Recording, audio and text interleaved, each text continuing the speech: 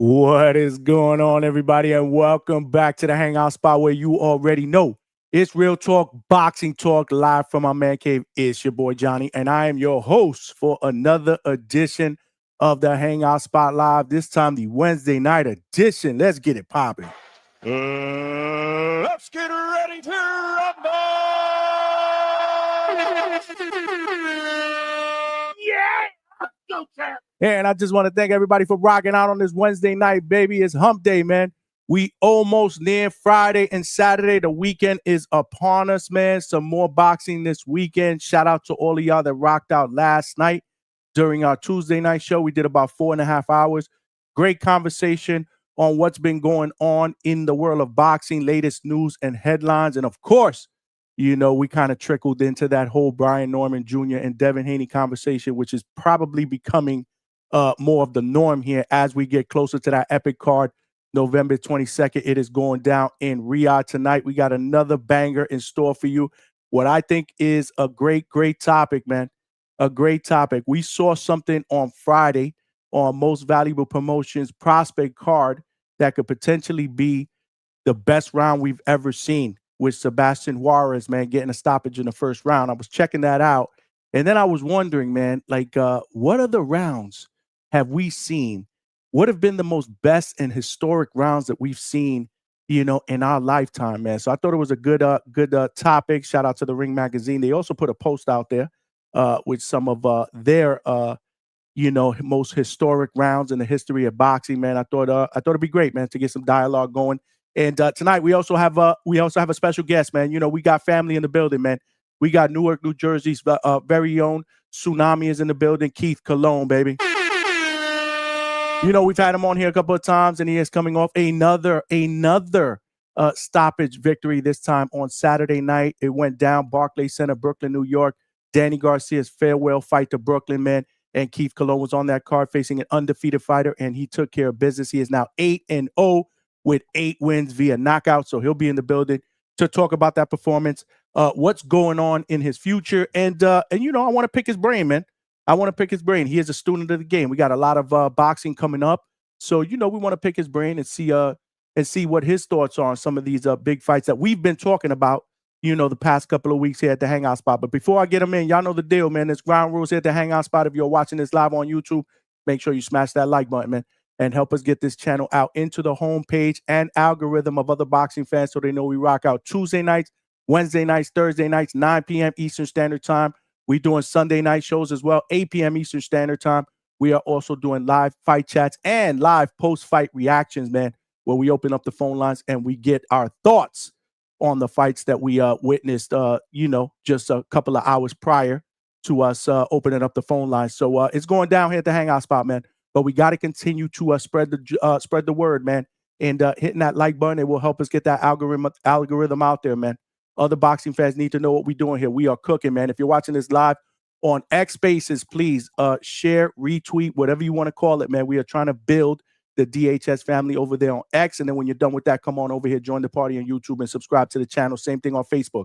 We are streaming live on Facebook. Salute to my Facebook family with both hands. Make sure y'all smash that like button. Come on over here and subscribe to the channel if you have not done so. But if you have done so, y'all know the deal. There are power in numbers. Please tell a friend to subscribe to the channel. We are trying to get to our next goal. There are power in numbers. Like I said, we are already cooking. We are the fastest growing, or one of the fastest growing boxing podcast channels on YouTube. And we can't stop now. We gotta keep our foot on the gas, man. We got to keep our foot in the gas. But last but not least, the most important ground rule is y'all got to cook in the chat, man. We got the best chat and boxing podcast. I'm a firm believer of that, and it's a testament of y'all cooking in that chat. So definitely cook, man. Talk amongst each other, laugh, troll. That's what makes the chat the best chat in boxing YouTube. But if you do have a question or a comment that you want read to either myself or our guest, the best way to do that is via Super Chat, because our chats be cooking, man. And Super Chats come up as a starred message, so I will see those, and I will make sure that I show love and get that question read to our guests live here on our show. It also provides your boy with a little bit of a donation, and that never hurts. So please, man, get those Super Chats in. We will be putting up a 10 Super Chat goal like we normally do every night. Help a brother get there. It could be a Super Chat of any denomination, $1, $2, $10, $20. I don't care, man. Every penny counts, because we are putting in the work here. We do it in the studio. We do it boots to ground, man. We are not afraid to work hard to give you guys the best boxing content out there on YouTube. Super chat, super stickers. If you want to shoot me a Cash App or a Zelle, again, the QR codes are on the side of the screen. Any penny counts. We are cooking for the second, third, and overnight shift, baby. And let's not forget, man, we started memberships, man. We started memberships yesterday. We got almost close to 20 members on the DHS pound for pound membership list. So again, I pinned the link to the chat. If you want to become a member of the DHS pound for pound family, it is only $2.99 a month, man. We are cooking. We got new emojis that I put out that you guys will notice, man. So definitely, become a member to the channel, man, and help us grow, man. But yeah, let's get our guest in here. Like I said, man, he is from Newark, New Jersey. Y'all know the deal. He's family, coming off another stoppage win, man. Exciting. He's flashy. And he goes by the name of Tsunami. Our brother Keith Colon is in the building. What's going on, champ? Welcome back. What's going on? What's going on? Thank you for having me. Absolutely, bro. You know you always welcome here. You family. You could come to the house. You could open up the fridge. You ain't got to ask me. You know, you could just go in there and get what you want. You know, that's how it is with Keith Colon in the Hangout spot, brother. Appreciate that. No doubt, no doubt. The chat is already cooking, man. The chat is already cooking. But yeah, man, congrats, bro. Another one bites the dust, man. 8 in a row. Right. And I had a look, man. I didn't realize this was your 5th fight this year, man. Talk about being busy, man. Shout out to you, man. How you feeling physically? Physically, I feel good. I feel good. With it being my 5th fight, people will probably think like, I'm probably beat up, sore. But actually, I feel pretty good. Yeah, my body feel good, mental good. I can't complain. I'll tell you, man, you look phenomenal again, man. This was in Brooklyn, New York. Saturday, this was in the undercard of the Danny Garcia farewell fight. Danny Garcia took care of business. We talked about that fight. We talked about all those fights, including yours, on Sunday night when we did our show to recap fight night on Saturday. But the dude that you were facing, man, David Calabro, he was undefeated, bro. He was undefeated, and you Right. took care of business, bro, man. So congratulations. How do you rate that performance, man?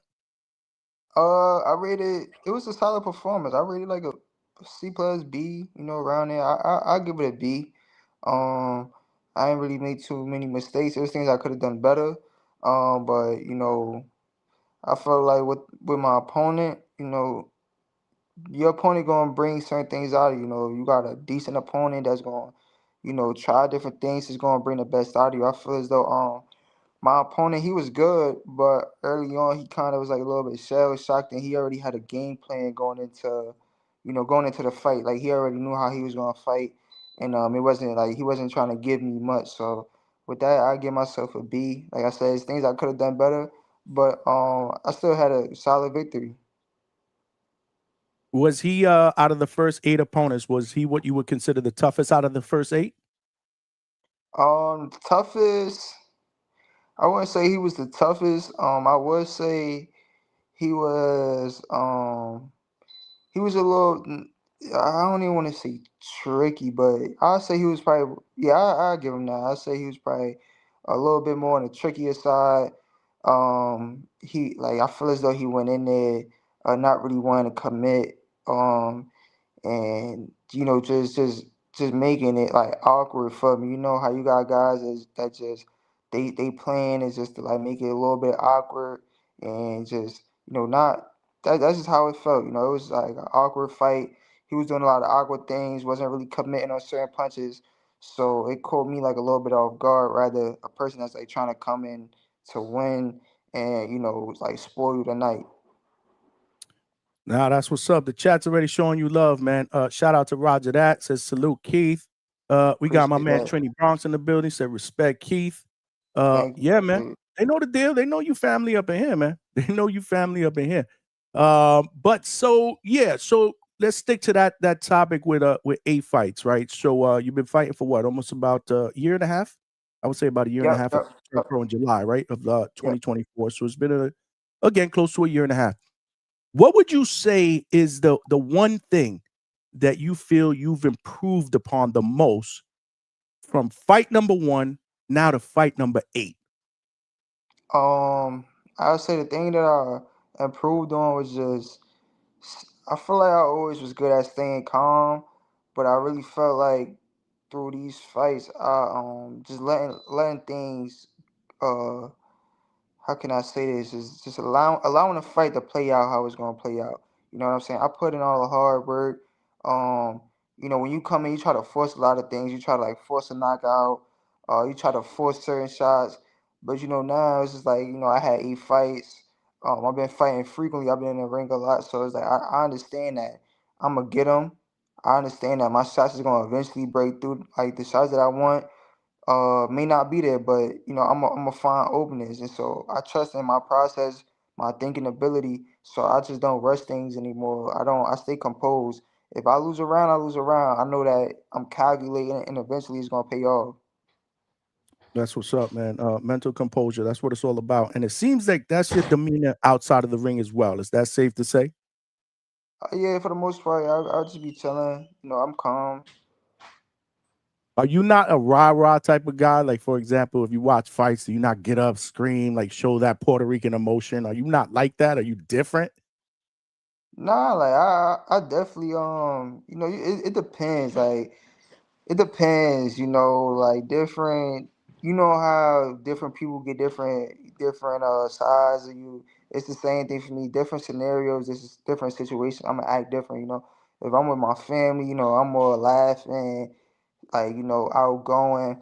But in the ring, I'm composed, I'm focused, I'm dialed in. Like I'm not letting nothing get to me. I'm focused on what I gotta do and how I gotta do it. So it really depends. It's like a switch. It's just like, all right, you just switch it up. That's what's up, man. We got Tsunami in the building. Keith Colon, who is now 8-0 with 8 big wins via knockout. Again, if you guys got any questions, super chat is the way to go. We are gonna get some questions out to Keith from our members, because I did put out a post for our members. Members get to ask questions, before the interview. So I will read out a couple of questions that we got from the members a little bit later on. But if you want to get any questions in, super chat is the best way to go. And smash that like button, man. We got to get to 100 likes today. Y'all know the deal. That's a part of the ground rules here at the Hangout spot. But so 5 fights in this year. Like, are you back in the gym? Do you intend on taking a little bit of a break? Is it safe to say that we won't see you again until 2026, or will you try to squeeze another one in there? Right now I'm not in the gym. I'm just letting the body recover. I since my last fight, I only took 3 days off because I was expected to go like literally like a month later. So I mean, as of right now, we don't, nothing is for certain. The main thing is rest. At the end of the day, it's a longevity thing in boxing. So, we're not trying to rush anything. We got certain dates, but right now I'm just relaxed. I'm not itching to get back in the ring right now. I'd rather let some time go by, let people miss me a little bit, and then I'll come back. But I'm still in the gym no matter what. That's never a bad thing. I think it's a good idea, man. Again, rest that Yeah. body. You've been busy. You've earned the rest. You've earned the rest. Possibly, if I Sure. if I were on your team, I'd probably say, listen, enjoy the rest of the year, the holidays. You got Thanksgiving, Christmas, and then we Right. ready to go in January again, man. Right. Again, Right. we ready to go. Do you anticipate 2026 being as busy as you were this year? 5 fights? Um. I don't know if it's gonna be as much of a busy year, but I do expect for me to have more rounds. Meaning I really God willing, my fights will be much longer. I get better quality opponents. That's gonna keep pushing me, keep having me, train hard, giving me something to work for in the gym. So that's my goal right there.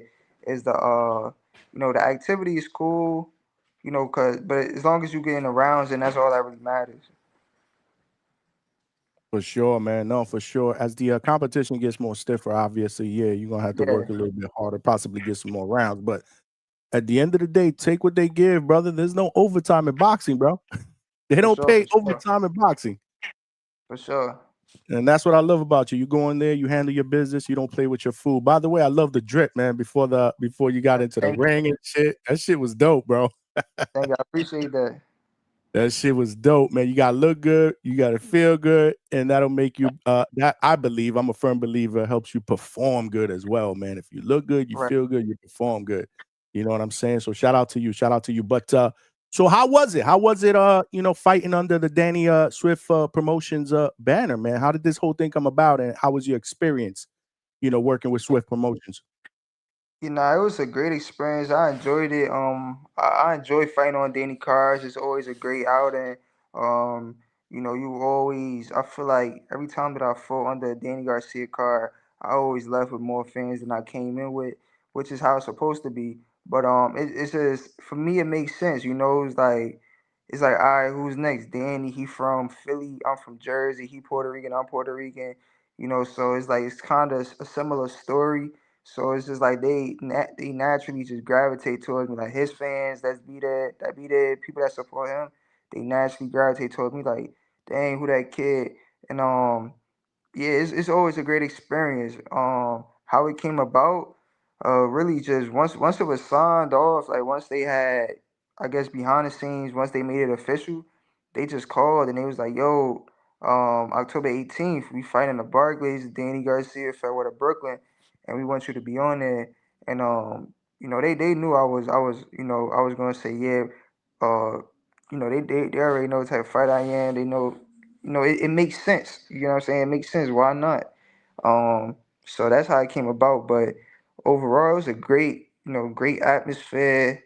Had the opportunity to fight in the Barclays Center, just my under 10 fights, and like I said, it was a great experience. Dude, I mean, you fought on some big stages so far in just 8 fights, right? I mean, your pro debut was Right. in Top Rank, right? On a Top Rank card in Newark. Yep. It's crazy, man. And that's what's up, man. I mean, you telling me they reached out to you. That's what's up, man. You're starting to really, really get a lot of momentum, establish that credibility, especially in the tri-state area, man. That's dope, man. Yeah, for real. Yeah. Nah, keep doing your thing, man. You in 8 fights, you've already fought under a few different promotional banners. I mean, Top Rank, Swift Promotions, I believe Pro Box too, right? Yeah, Pro Box, OTX, Mm. um, even some local cards too. Rising Stars Promotions. Nice. Yeah, Shout out to Cornflake, man. For yeah, Cornflake Promotion. yep. Mhm. Dope, man. Dope. Yeah, Cornflake is family here too. Shout out to Cornflake if he's listening, man. And shout out to all of y'all in the chat, man. Make sure y'all smash that like button. We got Keith Colon in the building who's undefeated 8-0 coming off a third round TKO over an undefeated fighter, man. Good performance. Very, very solid performance. Can't wait to see you back in the ring. Speaking of Danny Garcia, man, what did you think of his performance? I feel like he had a great performance. If there's any way to go out, to end your career, is that way. It was exciting. The guy he came there. He wasn't no slouch. I could tell you for sure that his agenda was to win. But Danny caught him with his signature. His signature left hook, and I feel like he had a great performance. He ain't really take much damage at all. It was a great outing. Absolutely. Do you think this is the last time we see Danny Garcia? We've been having a lot of dialogue on the show the last week and a half. Do you think this was it, or do you think we see him again? I feel like if it's you know, I feel like at this point in his career, he's at a point where he's not fighting for money anymore. But that's the only thing that'll get him back in the ring. Is if it's a crazy amount, not even a crazy amount, but if it makes sense.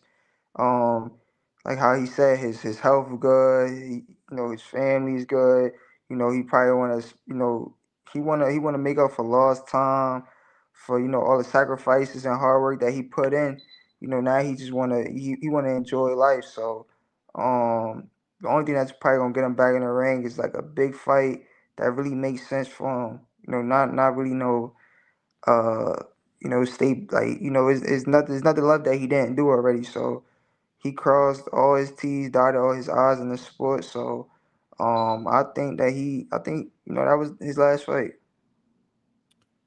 That's what's up. I think so too, but you never know. I mean, the word retirement really shouldn't exist when it comes to the sport of boxing, man. How many Yeah, times have we had fighters say they retiring, they come back, they miss it, the competitive nature in them, financial distress. I mean, there's a lot of reasons why a fighter would choose to come back.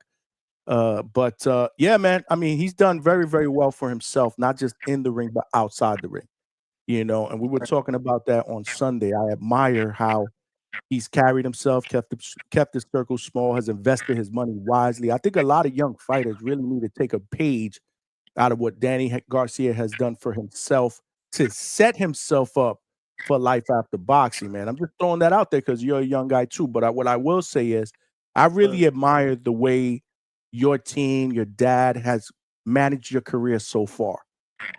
You know, I mean, you're fighting on a lot of different platforms. I mean, good platforms, Top Rank, Pro Box, OTX, now Swift Promotions. You are, fighting. You're staying busy, right? You're being active, right? So it's not a shortage of, a lot of time in between fights, and that's what you want to do as a young guy. So I think you're being managed very, very appropriately. So I just wanted to give you and your team a shout out for that, man. Make sure you let your dad know I said that. Thank you.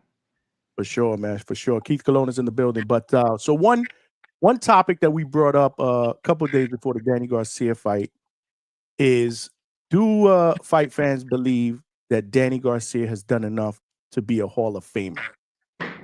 What do you think? What are your thoughts? And if you say yes, tell me why. If you don't think so, tell me why as well.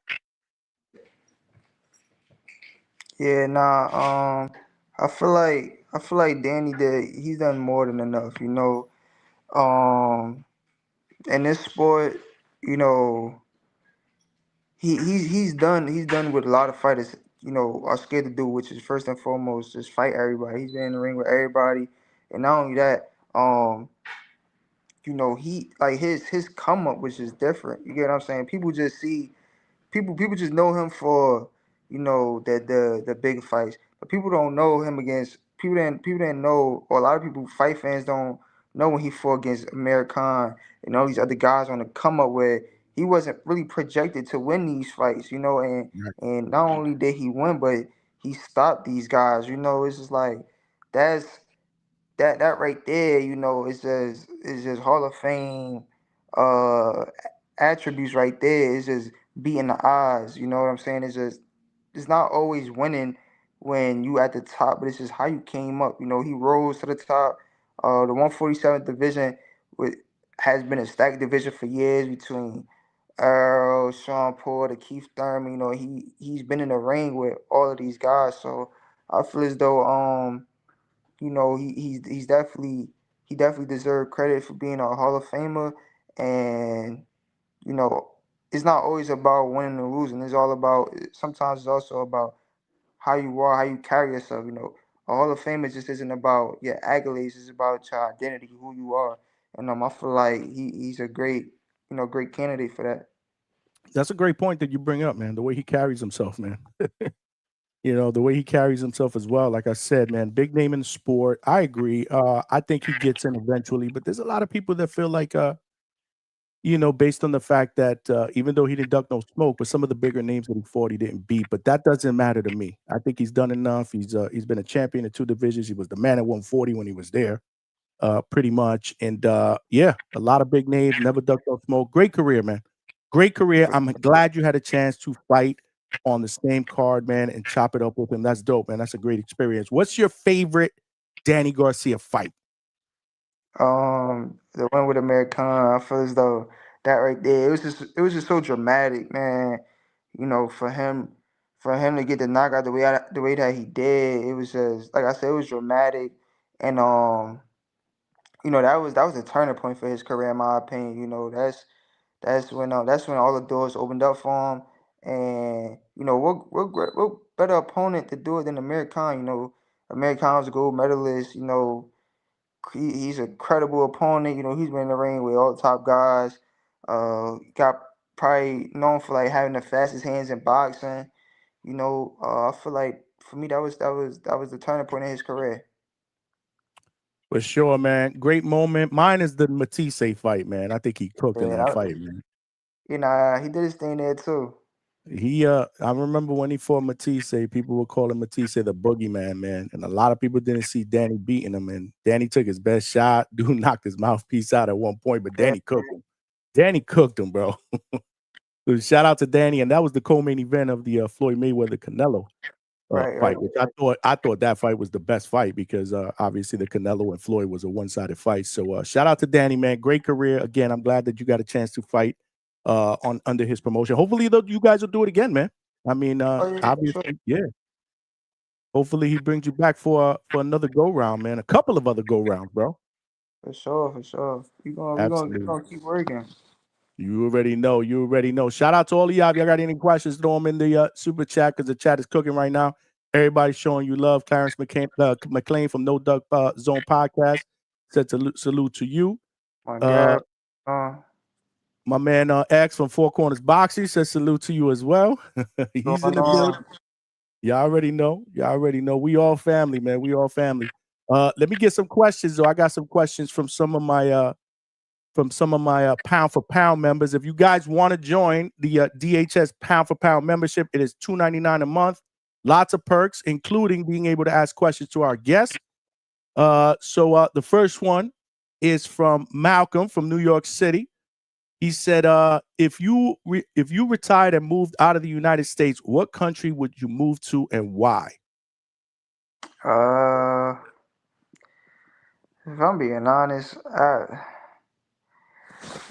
I mean, it's not. I mean, it's still considered territory of the United States. But anyway, I'm going where I'm from. You know, Puerto Rico. You know, like it's still U.S. territory. But you know, that's where my family at. It makes the most sense.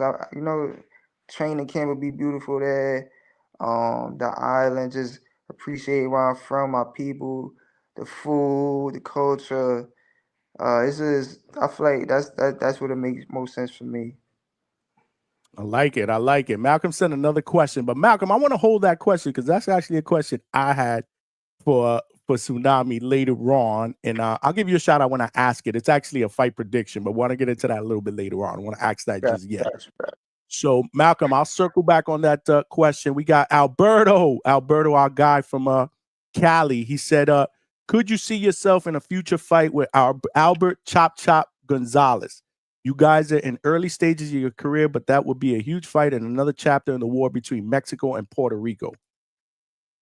Yeah, I'm not too sure who. You don't know who Chop Gonzalez is?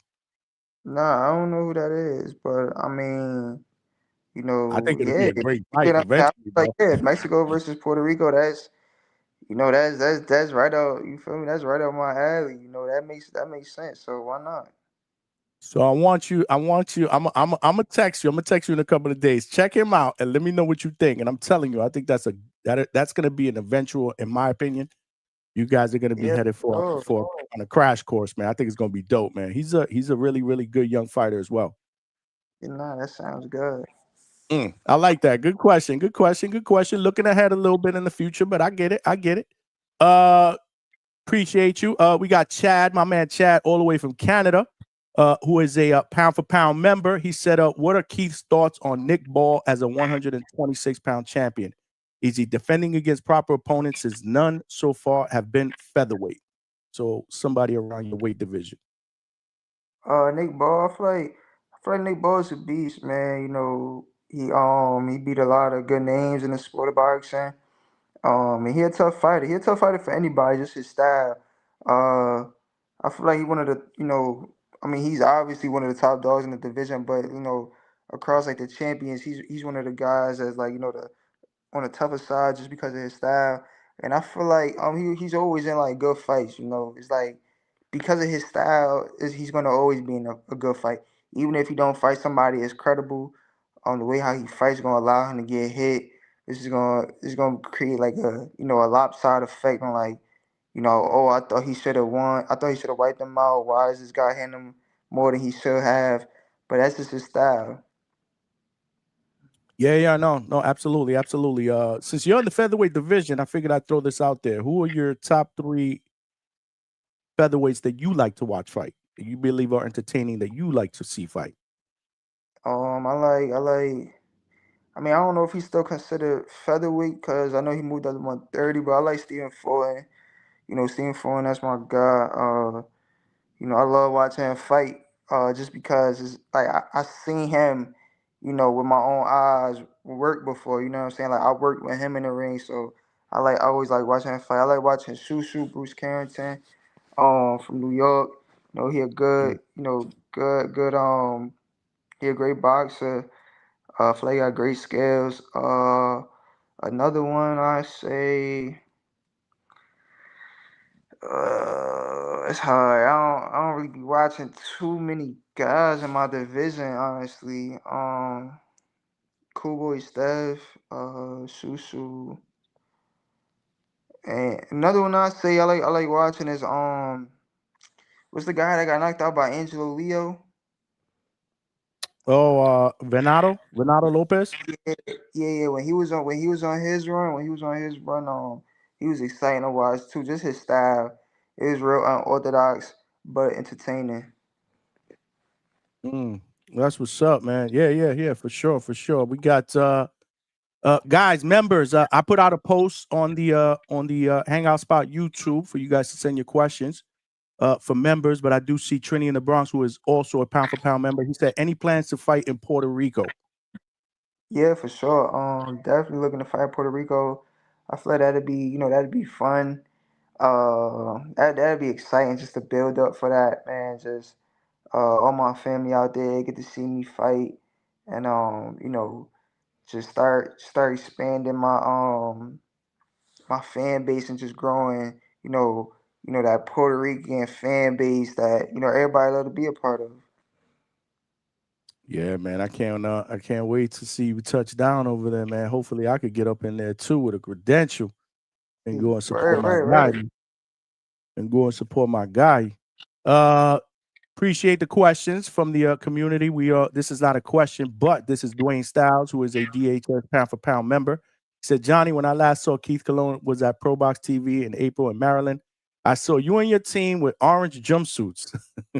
I wanted to take a picture." He said, "I wanted to take a picture, but my sister said not to bother you since you look busy." Yeah, I get it, but yo, Keith is very approachable, man. You're a Yeah. good guy. Yeah, you should have asked. I would have, how did it, Yeah, man, man. pictures. That's nothing. I'll take pictures all day, no matter what I'm doing. After my last fight, from my fight all the way up until I think the co-main event, I was just around taking pictures. Even when I got food, somebody asked me to take pictures. I'm not one of them standoffish guys. If you want to take a picture, I'm all for it. I love it, man. I love it, bro. Stay humble, man. That's how you do it, man. That's how you do it, man. But yeah, Keith Colon is in the building. You guys got any questions? I will hit refresh on the link for members only and not. Again, the chat is cooking, so super chat is probably the best way, so I don't miss your questions. I don't want to miss any of the questions. Keith Colon is in the building. He's undefeated, 8-0 with 8 wins via knockout. My man has not seen the distance yet. He has not seen the final bell yet, bro. So that's what's up, man. He's not playing with his food. But I want to ask you about our topic today.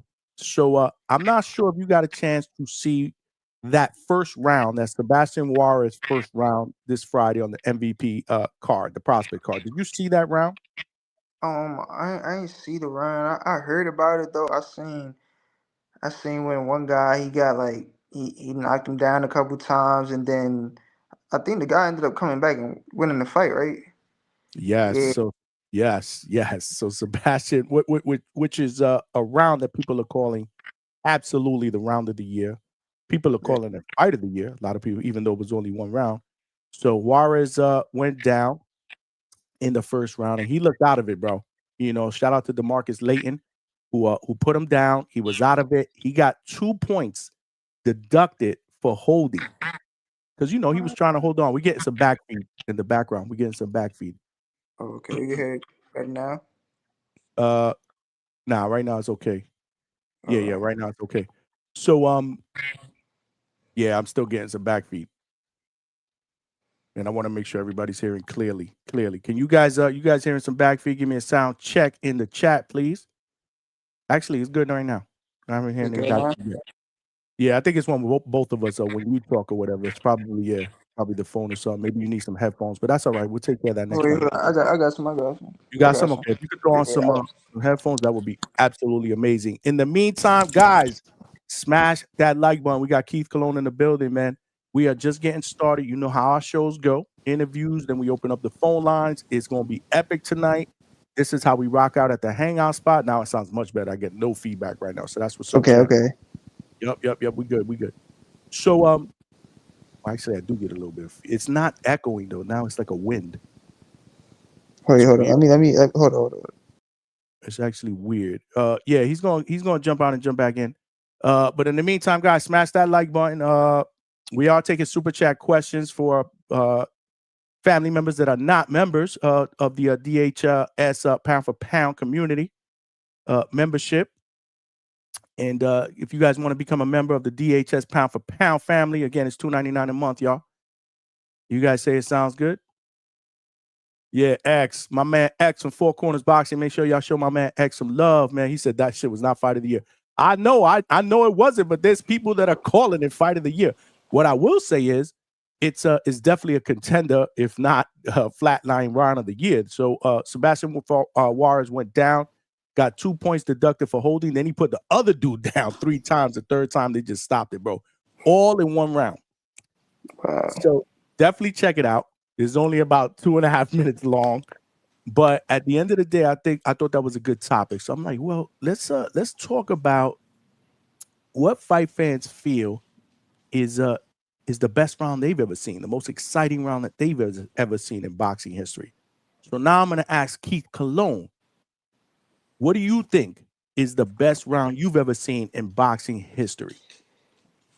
I mean, I feel like mine is biased. Mine isn't as dramatic as that round, but I feel like it's definitely dramatic. And the fight against well, I mean, you go Kovalev and Ward 1 and 2, but really the Kovalev Ward 1 when Ward got knocked down, for me it was just like, just like that round right there. I feel like you just heard the emotion. You know what I'm saying? Like, again, it wasn't a back and forth. This person had it and this person got it. It wasn't like that, but it was more so the fact of like Ward just got dropped. This guy, yeah, Kovalev's dominating opponent, this and that, but as soon as he got dropped, it's almost like you heard a gasp in the arena. Like everybody just stopped. Even the commentators, they yelled like, "Whoa, Ward is down, Ward is down." You get what I'm saying? And Mm-hmm. for me, Ward was like one of my favorite. Like he's one of my favorite fighters, and just seeing it, I was just stunned. I was like, "What?" Like how, I was just curious to see how is he gonna react, how is he gonna respond, what's he done, So that for me, that was like one of the most intense rounds. Just watching. That's what's up. Do you have another one, or is that the one that sticks out? Is there another one? Let me see. Another one. Uh, that's really the only one that really come to me. Like when I watch boxing, I typically just watch, the greats. When the greats fight the greats, it ain't really too much back and forth. You probably see a chess match. Some people call it boring, but it's never like no rock'em sock'em. You get what I'm saying? It's never like Yeah. no he knock him down. But yeah, I feel like Andre Ward Kovalev won. That's my most dramatic round Okay. when he had got dropped. That's what's up. Okay. I like it. I like it. I did put a poll out there early for those of you guys that have not voted. Make sure you vote. And again, YouTube only allows me to put four four options, right? So I can't put 5, 6, 7, 8. There are a ton of them. I've written down a bunch of them. We will open up the phone lines later on. We'll talk about all of them. But what I have for the sake of the poll, we only have 25 people that voted. I need y'all to get y'all votes in. Is Hagler Hearns round 1, Gatti Ward the first fight round 9, Diego Corrales against Castillo round number 10. That's the first fight, and Juan Manuel Marquez against Pacquiao. That's the fourth Yeah, fight, round 6. yeah, So that was get another one too that I was thinking about. get your votes in right now. Just 25 votes in. Again, we're gonna have some more voters. I mean, this poll is gonna cook. Right now, it's 68% Hagler Hearns round 1. 68%. So we're coming back to that. We're coming back to that. But there's a ton of them. I got a bunch of them. I got a bunch of them that I looked up. I want to read it out to the community. We want to get some callers. We want to create some really, really good dialogue. Keith Colon is in the building right now, though. Are you watching the fights this weekend? Fabio Wardley and Joseph Parker, 2 heavyweights? Truthfully, probably not. I probably don't watch that fight. Um, I feel like there's some other fights on this weekend. Well, this weekend was supposed to be Fundora against Keith Thurman. Oh yeah. Right. This was supposed to be this Saturday, man. And then you had Stephen Coolboy, Scooter Fulton was supposed to Yeah, and fight Shockey Osaki. Force, which they moved that. They moved that to the undercard of Lamont Roach and Pitbull Cruz. Yeah, that's How do you cool. feel about that fight? Let's talk about that fight, because I know that you said that you like watching Stephen Fulton, Scooter Fulton. How do you feel about that fight? Break down that fight for me. I feel like that's a great fight. How it's gonna go, meaning like the style of the fight, I'm not too sure honestly, because I could see Osaki Foster being more aggressive, but I could also see Cool Boy being aggressive as well. The thing is, we've been seeing Cool Boy fight a lot of like pressure fighters, people that's been forcing him to be on the back foot, in the way, Brandon Figueroa, all these guys been coming to Cool Boy, but Shaki's a boxer, so it makes for uh like a confusing play out. Like you can't really put your finger on how the fight's gonna go. But I feel like Cool Boy gonna be victorious. I feel like one of his biggest attributes is just finding a way to win, thugging it out. If he gotta come forward, he could bang. If he need the box, he could do that as well. But I feel like it's gonna be a great fight because Oshagi, he's a good fighter. He got speed, he got some pop, and he also got like a little bit of range to him. He fight like kind of long, so I feel like it's gonna make for a great tough fight for the both of them. I hear that. Before we get to any some more predictions, again, if you guys got any questions, I will hit refresh on the member chat, and we'll get those questions out there in just a second. But first and foremost, I want to give a shout out to Coach Hector Bermudez. So Coach Hector Bermudez with the 5-piece got us started with the super chats.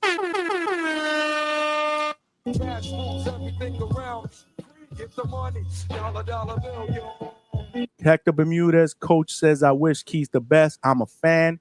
Hate that he lost to Balo. That had to be in the amateurs because he's undefeated in the pros.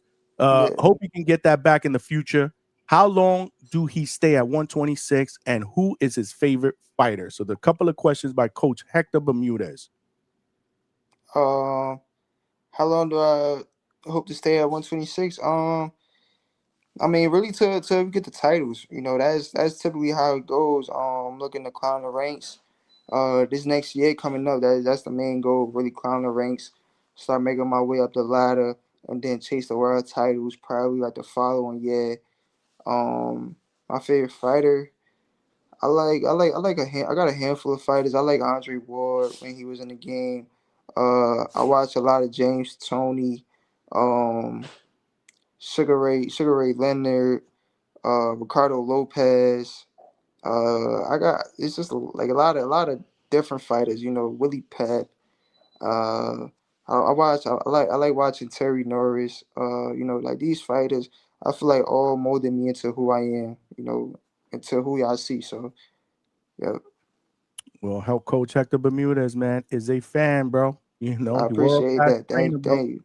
World class trainer. I His fight is appreciate a that. beast, bro. He got beasts over there at the firehouse, bro. Yoneli Hernandez, Rohan Polanco, Kurt Scooby, Yeah, Adrian Rohan. Griffin. I study Rohan a lot too, man. Do you? I Yeah, because I was on the Puerto Rico Olympic team, so in the Puerto Rico Olympic team, we fight a lot against the DR fighters, and so when I was doing like my research, I was like, damn, let me check out because I knew about Yuri Cedeno before, when I was in the amateurs, I was back over here like, I got to see Yuri Cedeno. When I went out to DR, he was wilding out there. And so that made me like do some research on the Dominican fighters, and then I seen Rohan Polanco. I'm like, oh yeah, nah, he nice, like he different. Just seeing him in the amateurs, real calm, composed. I knew he was gonna make for a great pro, but he one of the ones for real. He got Armando Martinez, Robbie, Thomas Bloomingfeld, Yeah, Ronnie. He's got a stable over there, man. So if he's a for fan of sure, yours, that's what's up. You're doing something right, champ. You're doing something for right. sure, for sure. Absolutely. Shout out to you, Coach Bermuda, for showing love. Again, that's the first super chat of the night. We need 9 more to get to our goal, y'all. We got a 10 super chat goal. Help a brother get there. We got Keith Colon in the building. We just getting started. We got a couple more questions. I know I've had you on here for a long. How long have I had you on here? You good for a little bit? A few more questions? Yeah. I'm good. Yeah, you good. You about to become a co-host one of these days. I'm gonna have to put you on a panel and shit. Yeah, you gonna have to be a panel member, bro. A co-host, man. Johnny and Tsunami. I like the sound of that. I actually like the sound of that. I like the sound of that, man. We got Dwayne Styles, my guy from Virginia. He said Dwayne in Virginia. Okay, I read that one. All right, my bad. Okay, so you put it here as well. But he's back with another question. Dwayne from Virginia says from the DMV, what do you do in training camp for your conditioning and for your power punching? I'm asking because I want to be able to go more rounds without getting gas. So Dwayne obviously is training. You know, he's an amateur fighter. Okay. I say a lot of people they do certain things like, hit the bag, but it's a certain way you gotta hit the bag. When you shadow box, it's a certain way you gotta shadow box. You gotta, I say you gotta get you a coach or somebody, whether you're recording yourself, and just always remind you to shadow box as if you was in a fight. Hit the bag, as if you was in a fight. You gotta hit the bag hard and spurs. You gotta shadow box and spurs. Go hard, slow it down. Always try to simulate the tempo of a fight. That's the best way to get your conditioning up. It's not necessarily running. It's like a basketball player. If a basketball player want to be better at shooting free throws, they're gonna shoot more free throws. In practice. So it's the same thing with a boxer. If you want to get better at being in condition, go in the bag, throw harder punches, throw faster punches, move around as if you're in a real fight. Don't just sit there and just tap. Simulate a fight. That's what's up, man. I appreciate the question. Dwayne, keep working, man, because Dwayne be up early in the morning putting that work in. He comes in, He on the grind. he He on the rocks out grind. with us, but we up late. So a lot of times when we had 2-3 hours, he's like, guys, I can't I'm good. I gotta go to bed. But shout out to everybody. But he's a true family member here at the Hangout spot. So I appreciate you doing great questions. If you guys want to get any last minute questions in, again, I put a post out on the member page on the Hangout spot on YouTube. Throw it up in there. If you want to become a member, it's $2.99 a month, y'all. We just put that out yesterday. We've been cooking. Keith Tsunami Colon is in the building. And so we got some good fights coming up. I want to get your take on one fight that I believe that I think is going to be really, really good based on styles. Very entertaining, I believe. It's Virgil Ortiz against Erickson Lubin. That is coming up November 8th. That's in Fort Worth, Texas. What do you think about that fight, and who do you have in that fight?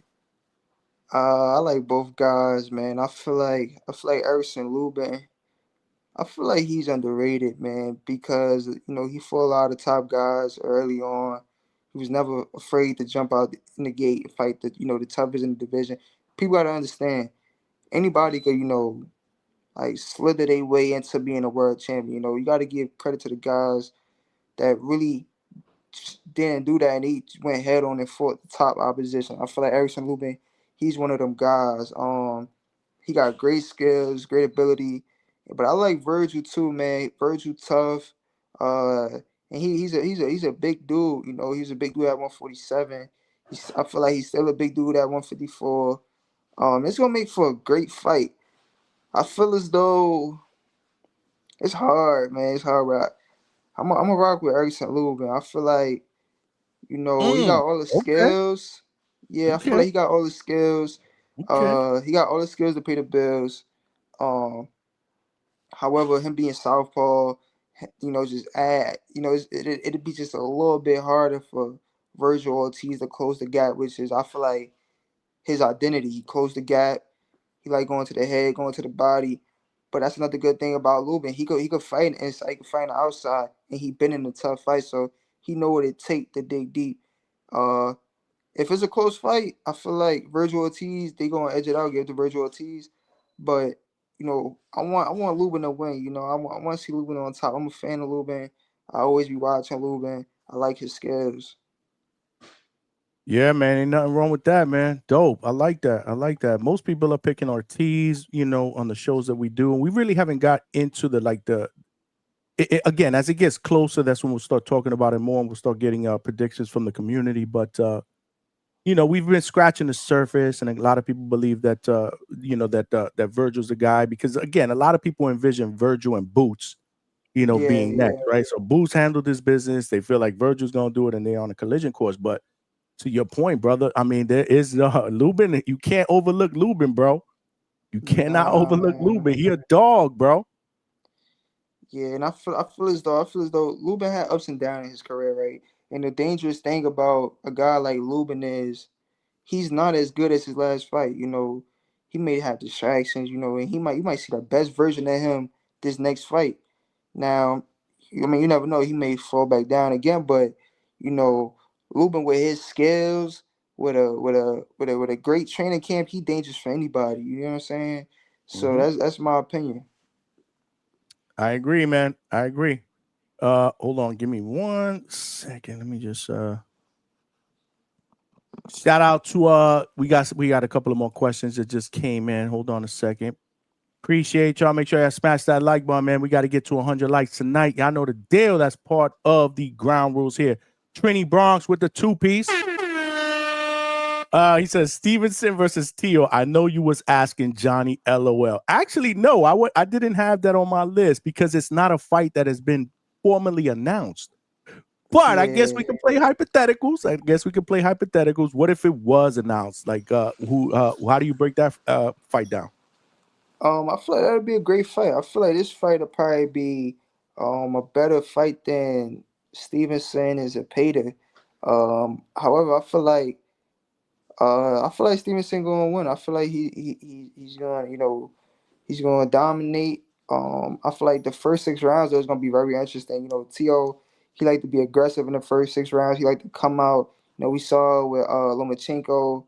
I feel like he's gonna keep the same game plan. I really feel like he's gonna keep the same exact game plan. He's gonna come out strong, try to establish his dominance in the first round, and try to just take Stevenson hard. But I feel like Stevenson gonna win. Ultimately, he gonna box. He gonna stay composed.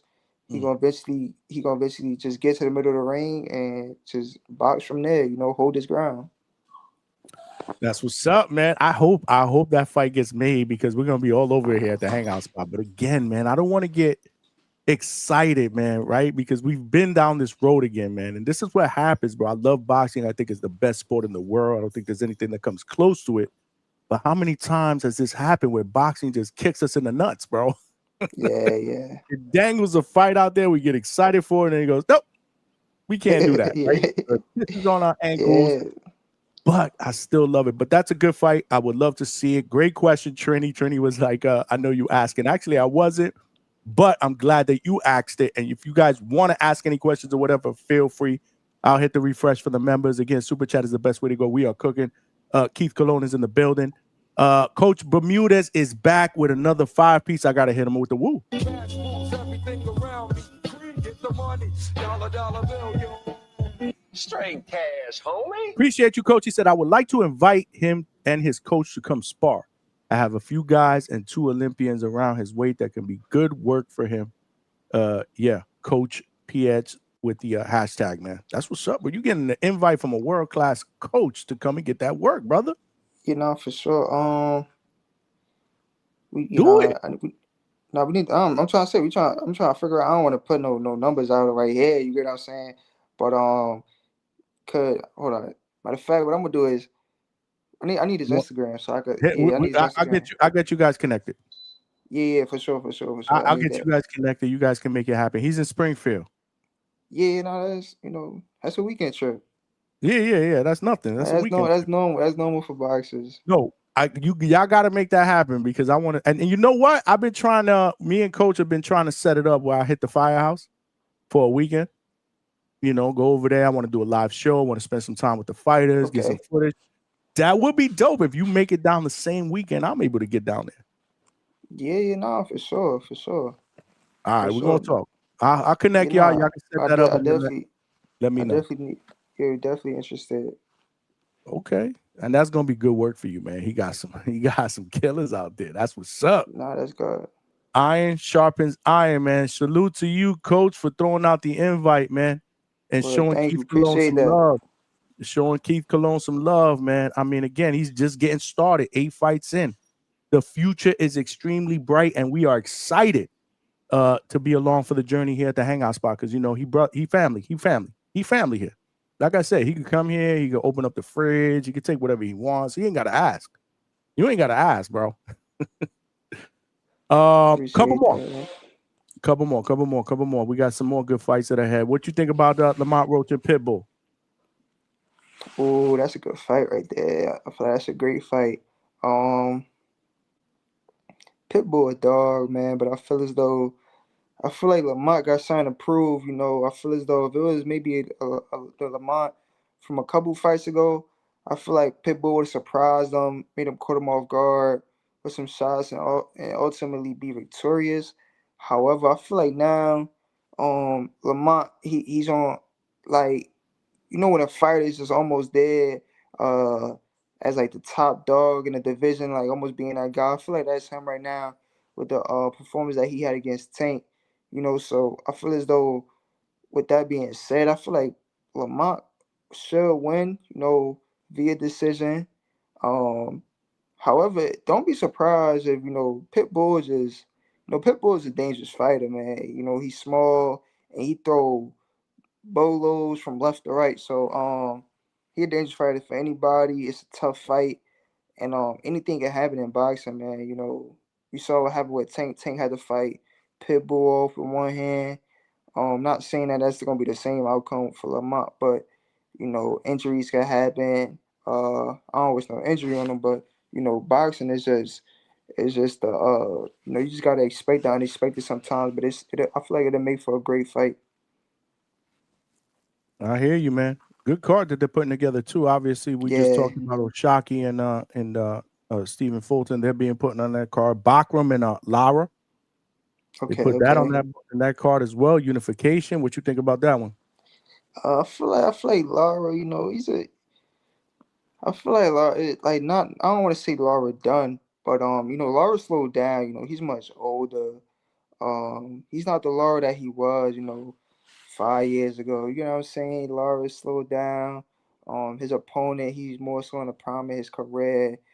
You know, this is probably really just somebody else to put on his resume. This is not one of those fights where it's gonna be super challenging. I feel as though in the later rounds, his opponent gonna get to Lara, and maybe even stop him. That's what's up, man. That's what's up. Yeah, I'm looking forward to that. But the one that I wanted to talk to you about is November 22nd. The big card that's going down in Riyadh. A lot of great fights on that. But there's one fight that we continuously bring up here at the Hangout spot. Brian Norman Jr. against Devin Haney for the WBO welterweight championship. We can't have, I don't even know if we can have 2, maybe 3 shows in a row without talking about that. Like, somebody will call in, we'll talk about that. It's just divided, right? The fan base here at the Hangout spot, they call this the Norman spot, whatever. And then the Haney fans, it's crazy, right? Everybody's looking forward to that fight. I need to get your breakdown of that fight. And shout out to Malcolm from New York City. That was one of his questions. So I want to give him a shout out. I'll give him Okay. credit Okay. for the Okay. question. That's why I said I want to save that for later on. That was one of his Yeah. questions. How you break down that fight? What do you think about that fight, and who do you got in that fight? I feel like that's another great fight. I feel like Brian Norman. I feel like he's a great fighter. However, I feel as though um fighting a guy like Devin, you don't really know what he's gonna bring to the table, if that makes sense. Like, watching his last fight against Ramirez, that was his last fight, right? Ramirez. Yes, in Times Square. Yep. Yeah, right, right. Watching his last fight against Ramirez, people didn't expect for him to, box the way how he boxes. Not engage at all, and fighting a fighter like that is, it's hard for anybody. You know what I'm saying? It's hard to beat. anybody like that, no matter how much you cut off the ring, if you cut off the ring and they bounce back the other way, it's gonna be a hard fight. With that being said, I do feel like Devin. I do feel like Devin got a lot of skills to win. I'm gonna go with Devin. I'm gonna say Devin gonna be victorious, via decision. However, I wouldn't be surprised if B Norm, if B Norm might end up stopping him. I wouldn't be surprised if B Norm stopped him. Okay, that's what's up. That's what's up. Keith Colon is going with Devin Haney. That's what's up. Guys, for the members, I did add more emojis. I added a Brian Norman and a Devin Haney emoji in there because the chat be going back and forth with it. So y'all could for the members, y'all could use that those emojis. But look, Coach Bermuda said, Keith, tell Johnny how Rohan would smoke Norman. Coach Bermuda. Coach Bermuda has just put that in the chat. He said, Keith, tell Johnny how Rohan would smoke Norman. Nice, Do you agree with Coach Bermuda's Tsunami?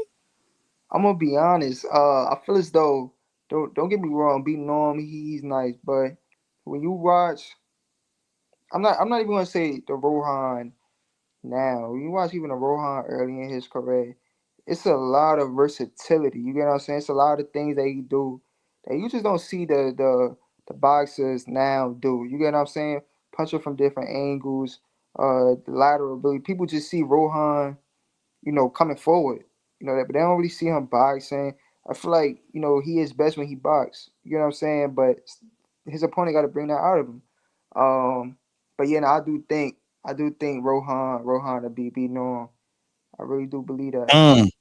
Damn, you fell for the trap, bro. Coach Hector, thank you, Hector. Thank you, Coach. That's what's up. Okay. I got it. So Keith Colon is picking Rohan against Norman. I feel you. What else we got? We get boxing IQ. Okay. Shout out to you. What about the other fights? David Benavidez and Anthony Yard. Do you see Anthony Yard possibly upsetting David Benavidez? Nah, I got David Benavidez.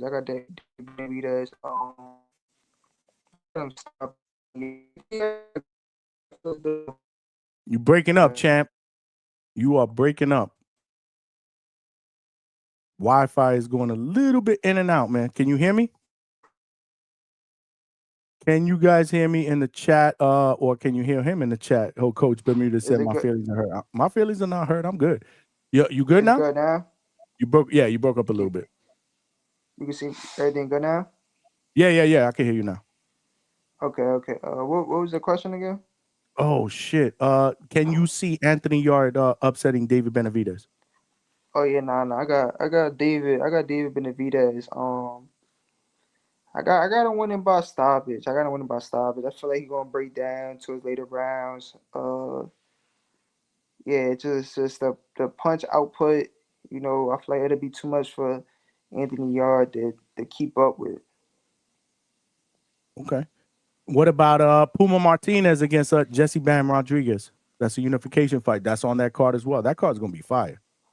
Yeah, I'm not too familiar with Puma, his opponent, but I don't think nobody in bantamweight class really, I really want to see Bam versus Inoue if that's possible. If they can make that fight possible. I don't know, if that'll ever happen. Because Inoue gonna move up, and I don't really, but I feel like that would have been a great fight. If that would have ever been made. I know you rock with Inoue, man. So who do you want to? And Inoue's supposed to be fighting David Picasso at the end of the year.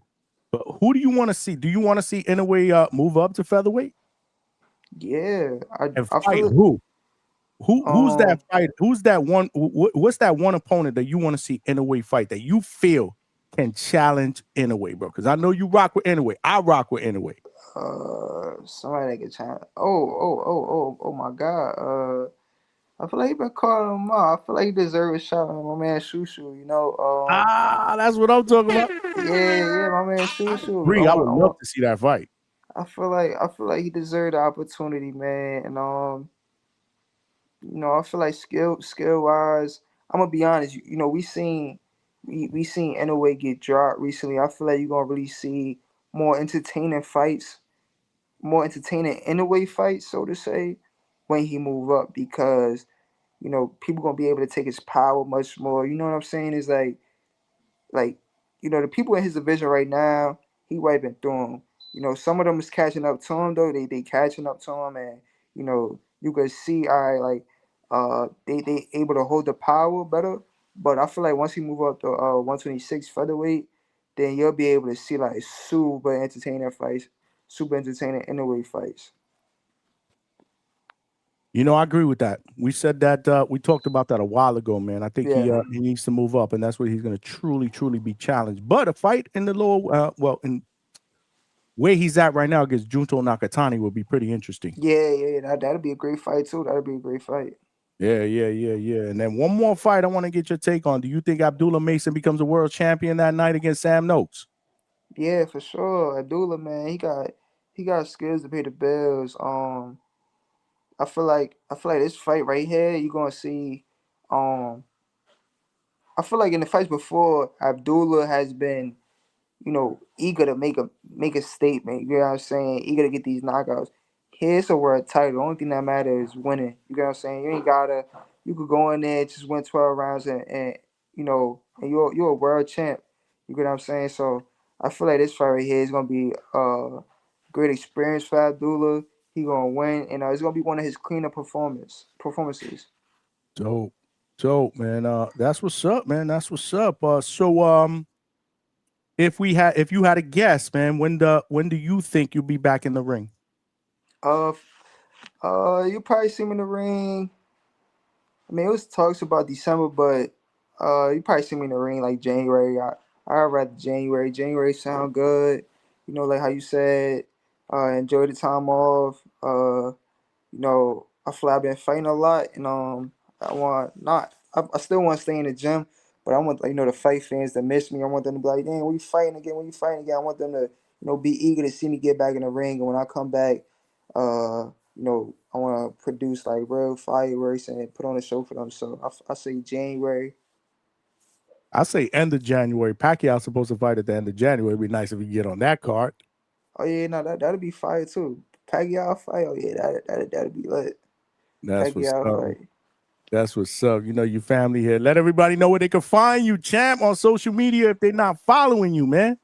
Yeah, you can follow me on Instagram at official Keith Cologne, and check out my YouTube for all like training camps, how I prepare for my fights at Keith Cologne on YouTube.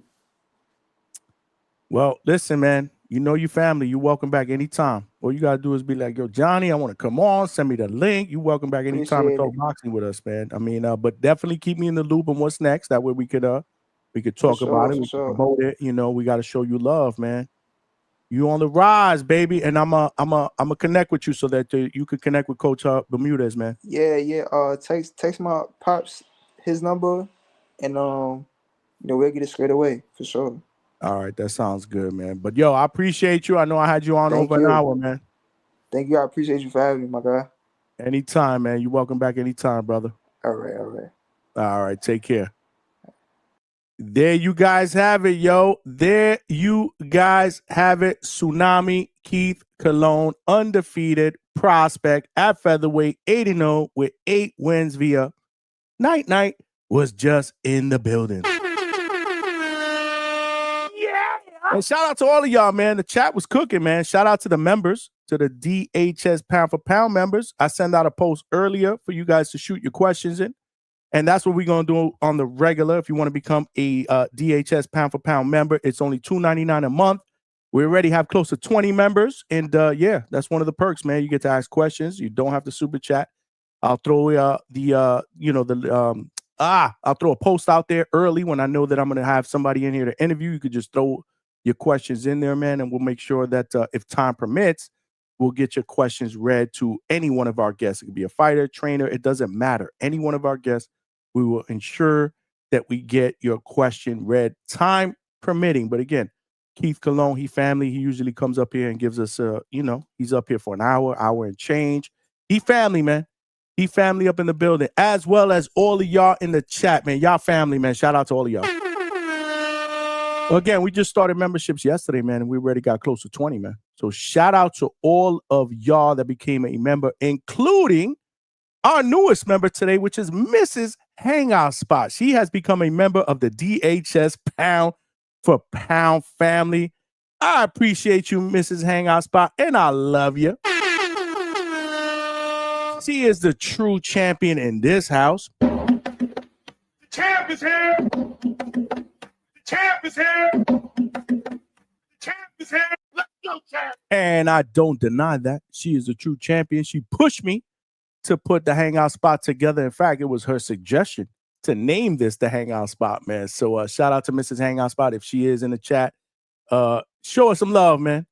Show us some love, man. Boots Vega is hating as normal. That shit is a 2-pack of ass. He said Mrs. Hangout Spot gonna regret that membership. Hell no, you crazy?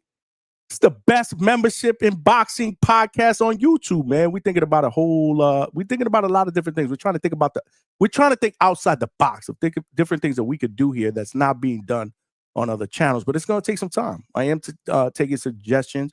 Emojis, that's a given. We did add some more emojis, man. The red cup emoji is out there now, y'all. The red cup emoji is out there. Yeah.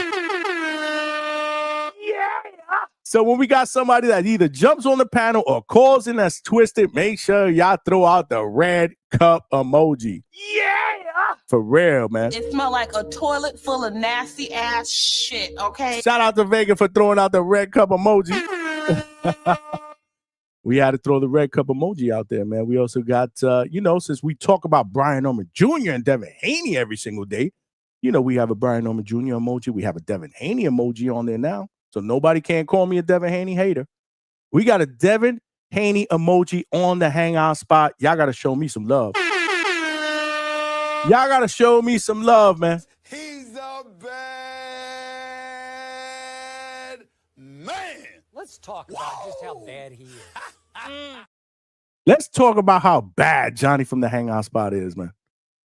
Even though I got the predictions for that fight in favor of Norman. What's your prediction for the fight, then? Prediction? Yes, prediction. Pain. That is my prediction for the fight, but we still show Devin Haney love, bro. He is a gifted fighter. Shout out to Roger that, Coach Red Cup. Word, we had to put the red cup out there. We had to put the red cup emoji, bro. When we got somebody twisted that jumps up, whether it's Coach Marcus Walker, shout out to Coach Marcus Walker, he family. We were messing with him that day. Stock Chasers was slightly twisted the last time he was on here. And he did the freestyle rap battle with Unbiased Brim on Sunday. If y'all did not check that out, make sure y'all check out that episode. Epic, around the 3 hour and 10-minute mark. Unbelievable, man. Vegas said red cup. For real, man. We are rocking out, man. Make sure you guys smash that like button. We are still 14 likes away from 50 likes, and then we got to get to 100 likes. So we at least got to get halfway there. Good interview. I wouldn't even call Keith Colon an interview anymore. He's like a panel member. Love to get him on. He loves to jump on. We talked about his last performance, which was good. He's 8-0. He's fought 5 times this year. He's staying busy. The future is bright. He's from Newark, New Jersey. I can't believe I didn't ask him any questions about Rutgers and psychology. Is he back in school? Like, how does that work? Do you stop somebody on a Saturday and then you're up bright and early back on the campus studying psychology on a Monday? Is that how it works for him? I should have asked him that. But knowing him, that's probably what happened. Yeah, Boots Vega is right, man. Johnny want to call that Keith Colon interview a family sit down. Of course, because he family. All of y'all family. Even though I hate you, Vega, you family too. Nah, I don't hate Vega. Shout out to Vega, man. Again, man, always adding value to the channel, man. Great caller, or not even caller, great co-host. And give me some good ideas for some topics. Again, smash that like button. If you guys have not subscribed, do so, please. Spread the word. We didn't get any subscribers. We might have got 1 subscriber yesterday on the show. We got to get to that 3K before November 22nd, man. We're moving slow. The last couple of shows, we're moving slow. It's free. It's free. The membership is $2.99 a month if you want to rock out. The link is pinned to the chat. But if not, tell a friend to subscribe for free. That works for me as well. Shout out to everybody that provided super chats. We still need 7 super chats to get to our 10 super chat goal. So shout out to Coach Bermudez and Trini Bronx. If you guys want to help a brother get to that goal, it could be a super chat of any denomination. If you want to become a member, it's $2.99 a month. Shout out to all of y'all that have already become members. But yeah, I also put a Bud Crawford emoji there as well. Since, Bud is known as Super Bud. Super Bud gets an emoji on the Hangout spot, bro. For real. So more emojis to come as soon as we get more members. That's how it works with YouTube. The more members you get, the more emojis you can unlock and create. And I am taking ideas on other emojis, man. Shout out to everybody that recommended the red cup. I think that's a funny one. But yeah, Vegas said my feelings are hers. Some family we are. Nah, you family, bro. I just don't like you sometimes, but it's all good. Well, see, you're wrong because one of your topic suggestions I'm keeping in my back pocket because it's a good one, but I felt like the timing was good for this one. I don't know if y'all saw what the fuck went down on Friday. Most Valuable Promotions put together a prospect card. Sebastian Juarez, who is 20 years old. He is undefeated. Shout out to Box Lab Promotions. He fights under the Box Lab Promotion banner. They are family. Y'all know the deal. They are family here at the Hangout spot. Shout out to my guy Amari and Eric. Y'all family. 20 years old. He's a middleweight. He is now 10-0 with 8 wins via knockout.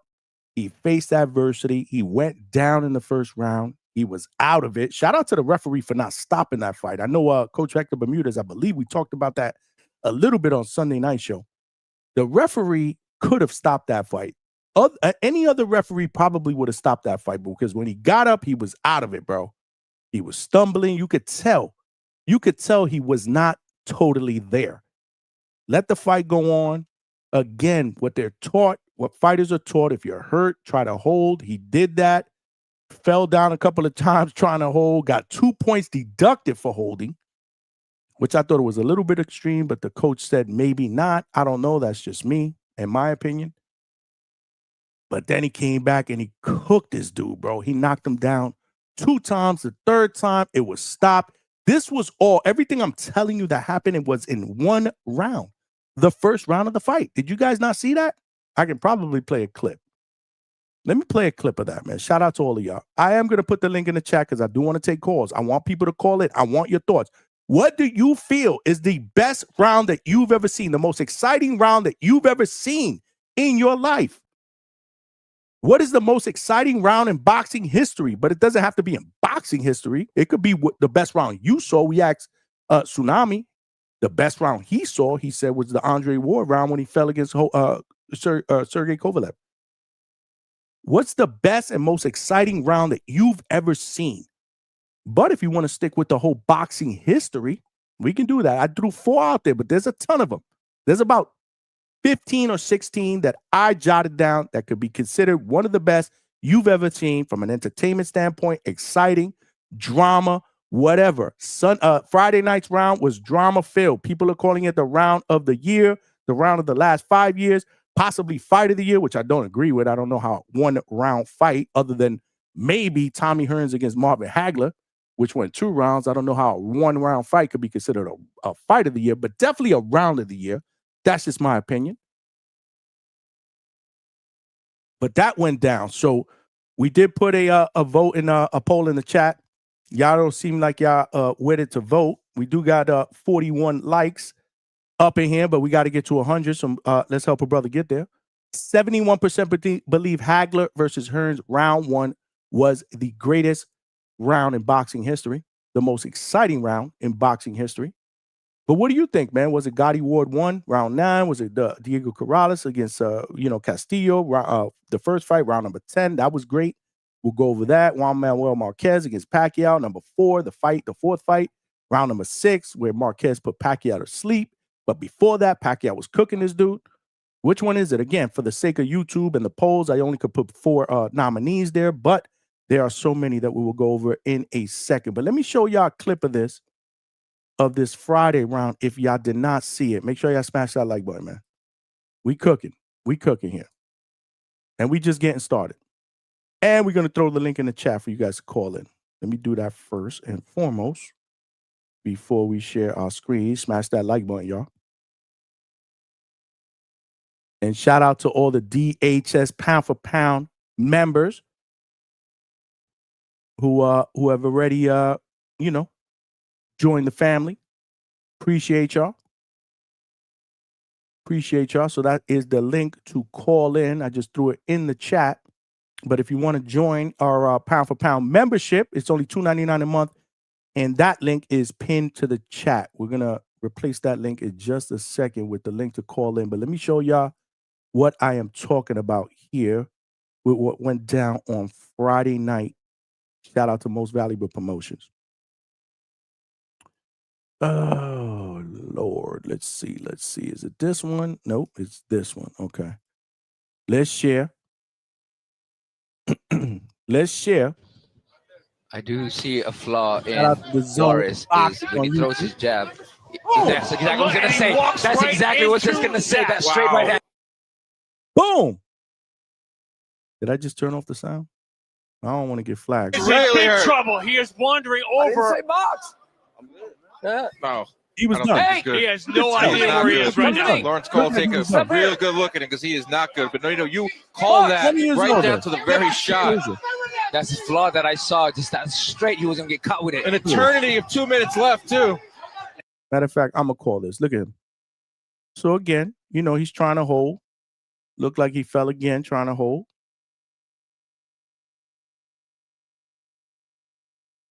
But I mean, you could tell, man, he was just totally out of it, man. Totally out of it. He got rocked in that knockdown, bro. But look, referee takes away a point for holding. Takes away a point for holding. Boom. Look at this dude. I mean, how many other referees would have potentially stopped this fight? And again, look, he's out on his feet, trying to hold, stumbles again. Boom. Another point taken away for holding, bro. Macau said, who paid that ref? Look, and he's still trying to hold. Still a minute left, y'all, in the first. This is just the first round. But this is what I'm talking about. Sometimes a wounded dog is the most dangerous. Look at this. Boom. Lands a right hand. 53 seconds left in round number 1. Definitely round of the year. I mean, I don't think there's a question. Might be what some people consider the best round they've ever seen. Look. And then, boom, this dude goes down with 40 seconds. And he is rocked. DeMarcus Layton, bro.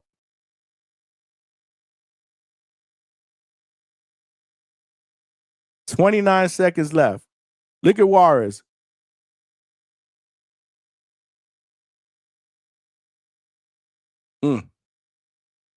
Let's play some sound. The ropes are holding him up. The ropes, this dude would have landed in the first row on somebody's lap.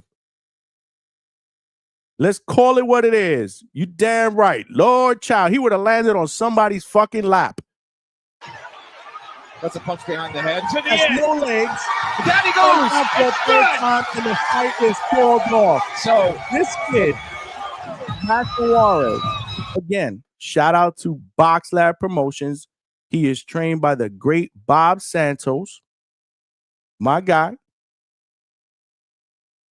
I mean, yeah. Came back, faced adversity, got knocked on his ass, was definitely out of it, was trying to hold, stumbled a bunch of times, had 2 points taken away in that round, and then absolutely cooked this dude and knocked him down 3 times. The third time, they stopped the fight. That was absolutely round of the year. Absolutely round of the year, in my opinion. I don't think anything beats it hands down in the year 2025. But my question to all of y'all is, was that the best round and the most exciting round you've ever seen in your lifetime? What goes down as the best round in boxing history? There's a bunch of them. There are a bunch of them. I threw the link in the chat if y'all want to call in. Share your opinions. But there's a bunch of them. We put Marvin Hagler against Thomas Hearns, that round one, when Hagler charged out, throwing bombs. Opening up a cut in his forehead. They traded. Hagler and Hearns traded ferociously in that one round. It was a war. This round set the tone for what they called the war. Remember that, the war between Hagler and Hearns. But then Hagler stops, Hearns. But that first round was incredible. It was incredible. Jose Luis Castillo and Diego Corrales, man, that 10th round. Don't forget, remember, we had referee Tony Weeks in the building. Shout out to Tony Weeks. We interviewed him. He family. If you didn't see that interview, make sure you check it out, as well as all of our interviews at the Hangout spot on YouTube. And subscribe if you haven't, and tell a friend and subscribe. That interview, we asked him, what was his most memorable fight? He said most referees are judged by their most memorable moment. That's what sticks. His most memorable moment was that fight, Jose Luis Castillo against Diego Corrales in 2005, round number 10, the last round. Corrales was dropped twice, spitting out his mouthpiece. Got a point deducted for it, and then came back and stopped Castillo. That was a great round. Historians will say George Foreman against Ron Lyle, round number 4. Lyle dropped Foreman. Foreman fought back. Exchanged rallies. Then Foreman stopped him in the next round. One of the most vicious and hardest punchers in the heavyweight division, bar none. If people would have asked me who I believe is the hardest hitter in boxing history, or who I would take as a power if I'm building the perfect fight, I'd probably say George Foreman. That'd be my opinion. Again, but I'm an old guy.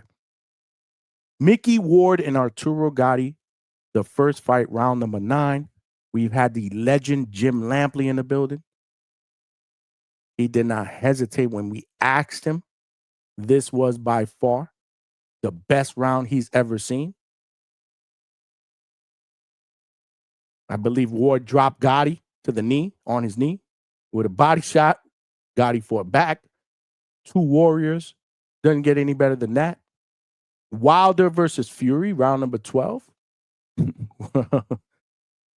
Remember that one?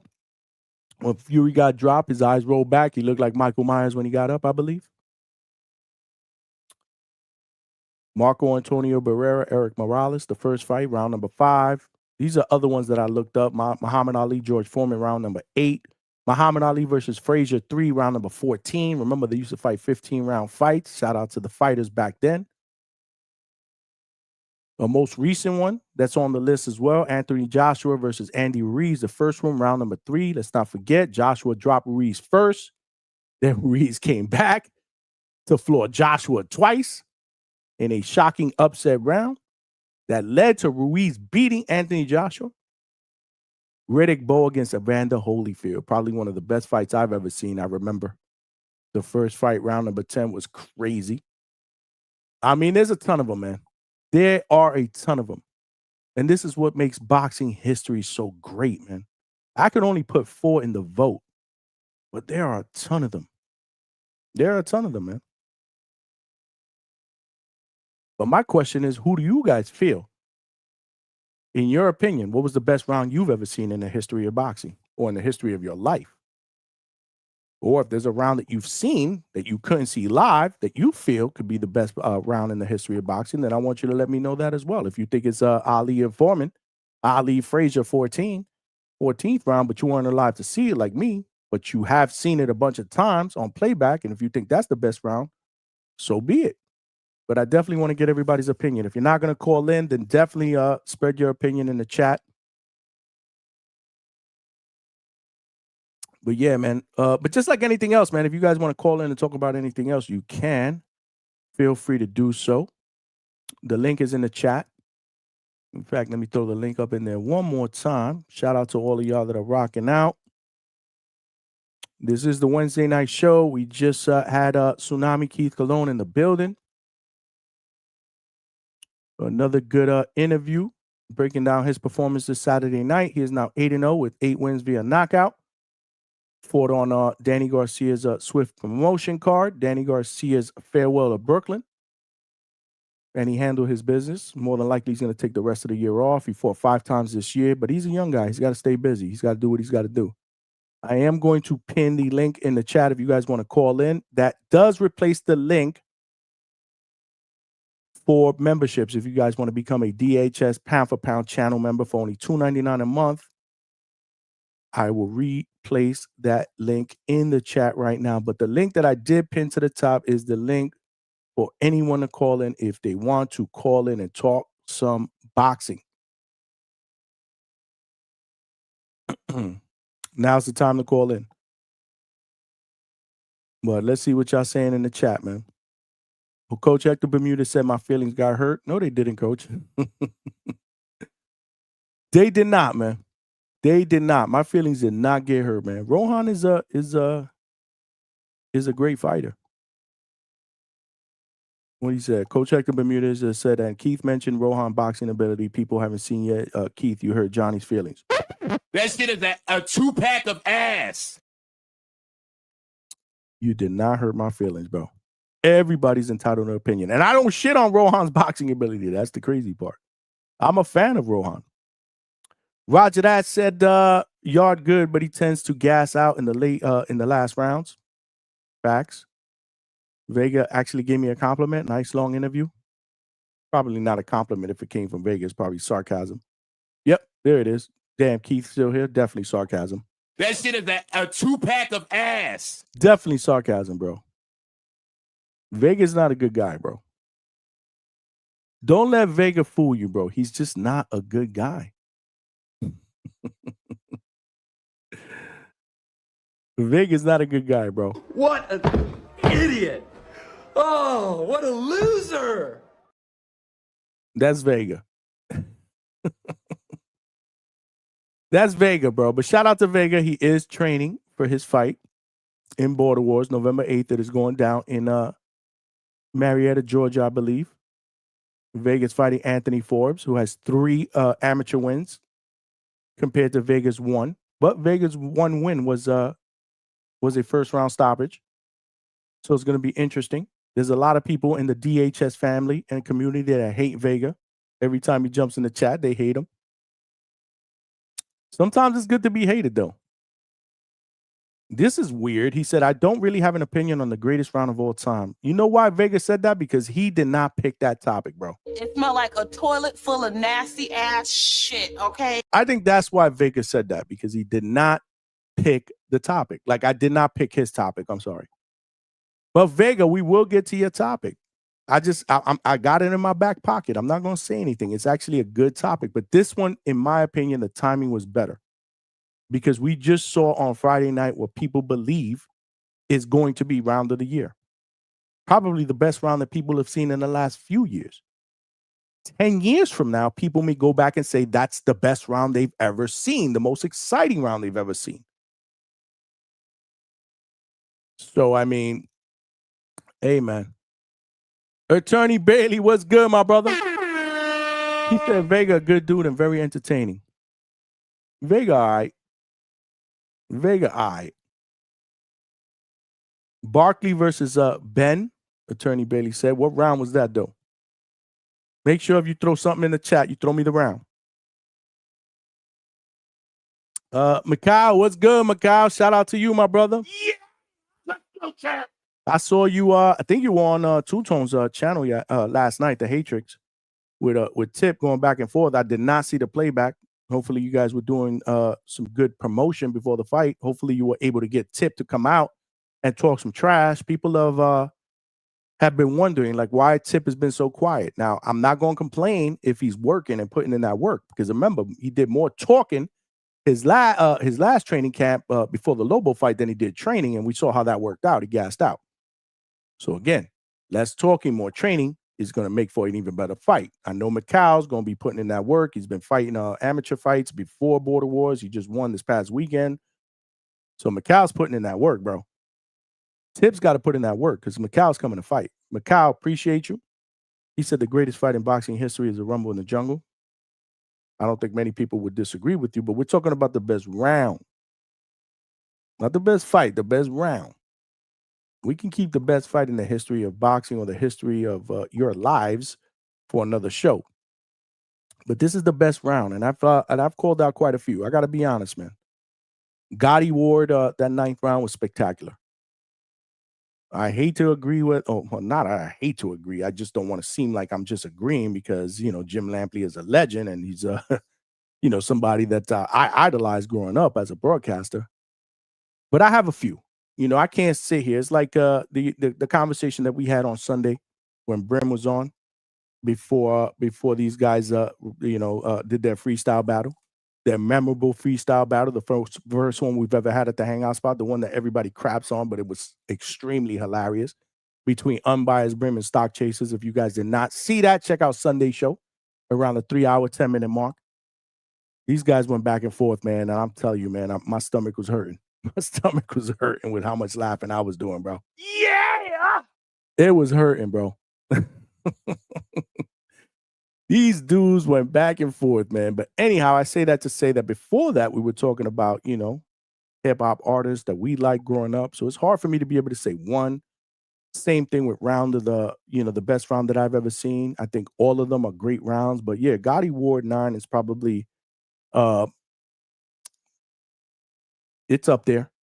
It's up there. One of the round that I consider one of the best that I've ever seen is the last round of the first Julio Cesar Chavez and Meldrick Taylor fight, when Taylor basically had that fight in the bag, had that fight won on points, and then all of a sudden Chavez broke him down, dropped him with about 10 seconds, and with a few seconds left, Richard Steele stopped the fight, even though Meldrick Taylor was up.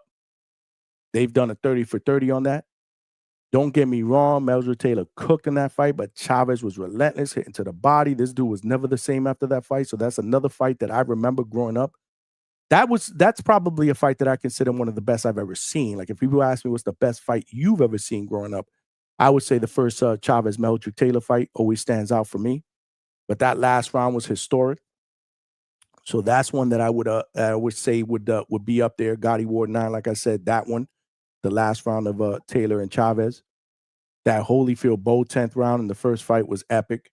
I remember exactly where I was. I think I told this story before. I was in my mom's house, my stepfather, all my boys were there, his boys were there. We had that black fixed box. We were watching it for free. We were the only ones in the block that had it. That's why everybody came to crash my mother's house. She locked herself in the room, left all the guys out there. We were doing our thing, drinking, eating. Great fight. The majority of the people in that room were all going for Holyfield. I was the only one going for Bowe. And Bowe did his thing, but that round was just epic. So I'll never forget it. I will never forget that.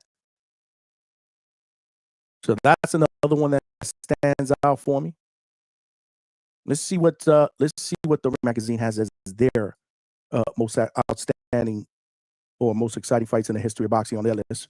Shout out to the Ring Magazine. And shout out to all of y'all. Make sure you guys smash that like button. We're still not at 50 likes. What's going on, y'all? I thought this would be a topic that everybody wanted to talk about.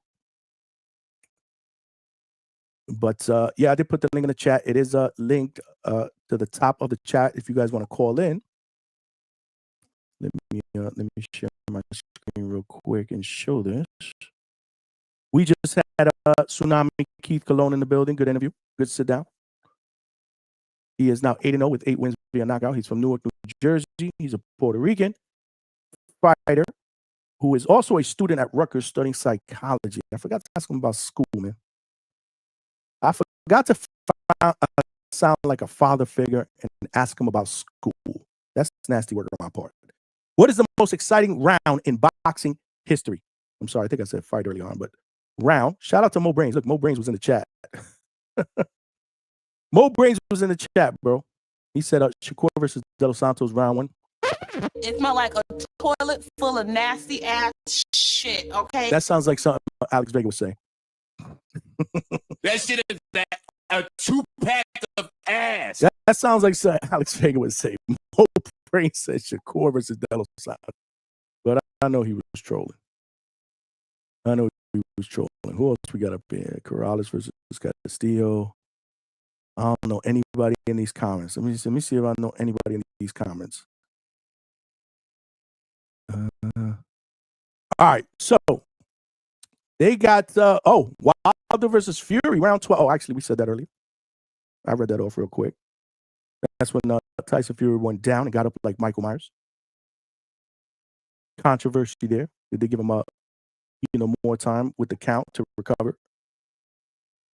Corrales, man, against Castillo, round number 10. We talked about that. Corrales was done. Rest in peace to Diego Corrales, a great fighter. A great fighter. Gone too soon, man. Shout out to his trainer, my guy, Joe Goosen. Never forget that moment when he put the mouthpiece back on after he spit it on. It's like, we gotta get fucking going. You gotta get fucking inside. And he did. And he ended up stopping Castillo in round number 10. Went down a couple of times, got a point deducted for spitting out the mouthpiece. Legendary round. That's another one that I consider one of the best I've ever seen. Top 3. Pacquiao Marquez, round number 6. Pacquiao was cooking in that 4th fight. I think he busted Marquez's nose. Before that round 6, round 5, I was like, yo, he's stopping this dude in round 6. He's definitely not making it to a round 7. Pacquiao's cooking this dude. And then Marquez landed that right hand and put Pacquiao to sleep. It put Pacquiao to sleep, yo.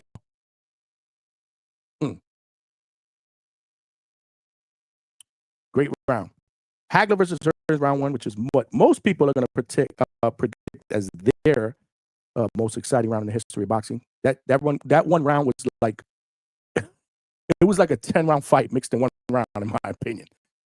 That shit was war. And that's what the fight was being called going into that fight. It was dubbed war, right? That's what it was being hyped as, war. I forget the hats that they had, war. The famous hat that Marvin Hagler will wear. The red hat with the white lettering. Holyfield versus Bo, round 10. I talked about that one. That's the first fight. That's the one that Riddick Bowe won. Gatti Ward, round number 9 is up there. Foreman versus Lyle. Round number 4, we talked about that earlier. Foreman came back and ended up stopping round number 5. Anthony Joshua against Reed, round number 3. Reed went down, came back, did what he needed to do against Anthony Joshua, what most people consider a huge upset going into that fight. So shout out to the Ring Magazine for putting that post up. But man, there are a lot, man. There are a lot. Like I said, I hit some AI and got their opinions, but I definitely want your opinions. Chad from Canada with the 2-piece. Straight cash, homie. Appreciate you. He said Ring Archive, great source for classic rounds. Absolutely. I love it, man. See, I'm an old school guy. I love to look at the archives and the old fights and study some of the old guys and watch some of these old fights. I mean, it's crazy because I don't really watch movies on TV. I'm not really into big into series anymore. I used to be when I had this job when I was a regional. I used to travel a lot and spend a lot of time in hotels and stuff like that. And I used to always carry around my iPad, and I was always watching a series, regardless of what it was: Sopranos, Ozark, Breaking Bad, Sons of Anarchy, Power. What was the other one? All the great series or whatever. Lost. That's what I used to do. I used to love to watch series. I don't rock with that no more. I just don't have the patience to be able to sit down and watch 4 or 5 seasons of a series. I mean, first of all, I don't have the time. I work full time during the day. You could say I'm almost working a full-time job at nighttime with the channel, editing videos after, when I'm not doing live shows, or I'm not boots to ground, or I'm not working a fight in the weekend. I'm not out, spending time with my wife because, again, we got to find time for Mrs. Hangout spot. Shout out to her becoming a member of the Pound for Pound community. Straight cash, homie. If you are not a member, it's only $2.99 a month. We're trying to think of some really, really good perks. We're thinking outside the box, live content, probably only videos available for members, but we're trying to think outside the box. We are taking suggestions. I got a couple of thoughts of things that I want to do that I don't believe other people are doing. So for $3 a month, we will not change the price, raise it or lower it. That's not what we do here. It gets you access to the pound for pound DHS family. So definitely join the membership if you have not done so. I did see Vega in the back room real quick, but he jetted out. He's probably having connection issues. But if you guys do want to call in again, my audio is choppy. Can I get a sound check? Can I get a sound check on my audio? Because I'm listening to my audio through the headphones and it sounds okay. But Nas versus Kelly, good rounds. That was a great fight. Absolutely, really, really good competitive rounds. Yafi said Johnny audio choppy. Is it? Anybody else can either confirm that or nay or yay? It is choppy on YouTube. Maybe on YouTube. Maybe you guys X out, jump back in. Because I'm listening to myself and I don't think it's on my end. At least I don't believe it is. Might be a YouTube issue. Vegas said, no, I got tired of waiting. I didn't see you back there, bro. But you're free to come back in whenever you want. But yeah, give me a sound check. Appreciate all y'all that have sent super chats. We still need 6 more super chats to get to our goal. We still need 6 more super chats to get to our goal, y'all. Help a brother get there, or at least 5 more. No, 6 more, I believe. But yeah, man, this is I don't really watch any shows. I'm not really a movie guy anymore unless we go to the movie. Trinity Brown said choppy. That's got to be a YouTube thing, man. I don't think it's on my end. I mean, I can try to come out and come back in. Let's try that. Hold on a second. Smash that like button, y'all. We're still not at 50 likes. That is nasty work. Nasty work. I'm gonna jump out, jump back in. Let's see if that fixes it.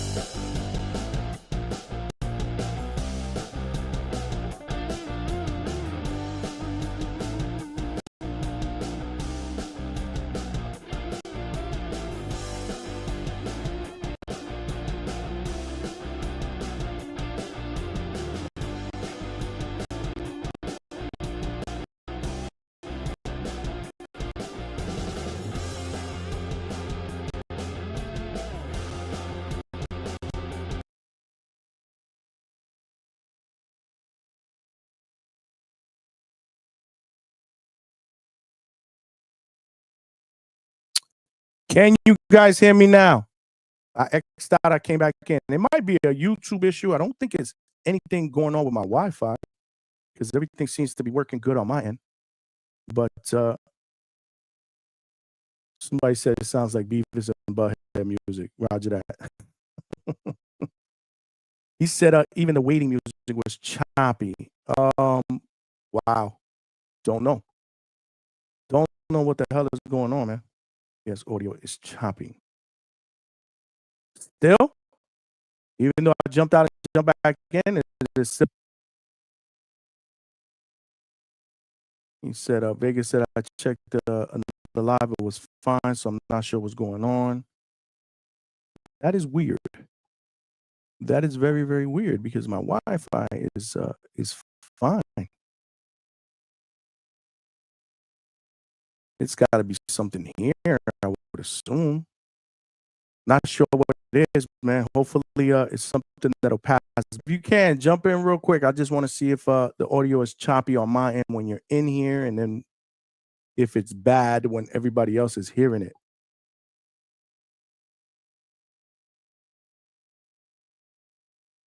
My apologies, y'all. We will try to work through it. Chat said, yeah, it's YouTube. Yes. We got Vega up in here. Vega, what's good? Yeah. Vega, can you hear me? I hear you clear. Can you hear me? But just on YouTube, it's choppy. I don't know. It happened out of nowhere. That's weird. That is weird. Coach Amelia said sound is choppy. I thought it was me. It's got to be a YouTube thing or something because I hear Vega clearly. Yeah. No issues. and I hear myself clearly. Yeah, I don't know. It's something happens here in the live stream, man.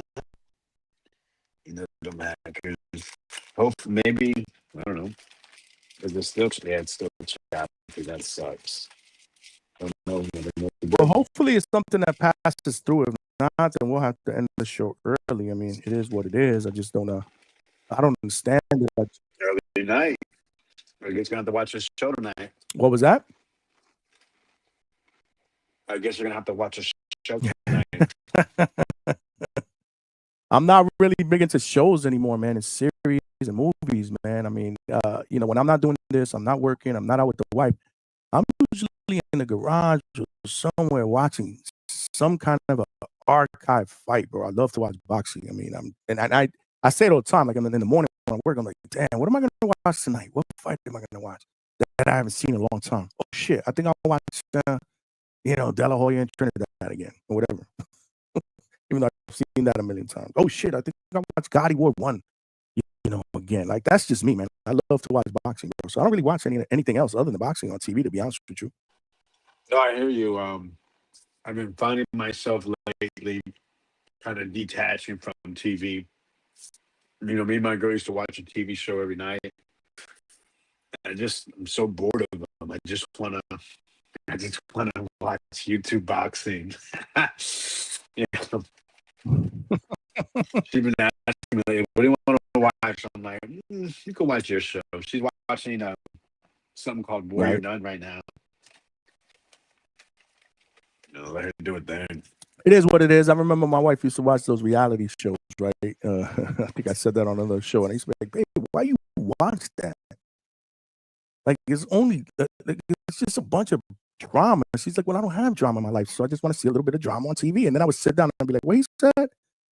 What did this guy say? What did she say? And then I would sit down with her and watch the whole damn thing and look at myself in the mirror like, what the fuck did I just do? Why am I doing this? And why am I going to watch it next week? Why did I just do this? Exactly, man.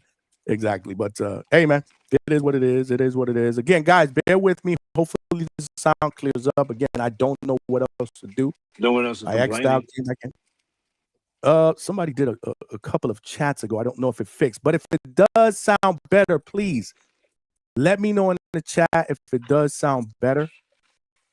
If it's still a 6-pack of ass or whatever it is, then maybe we have to end the show early, because I know if I was on the other end, that is a turn off for me. I am big with that. I'll tune into a show, and if the sound is crappy, if the camera's bad, I'm like, we're not doing this. That's just me. That's just me, bro.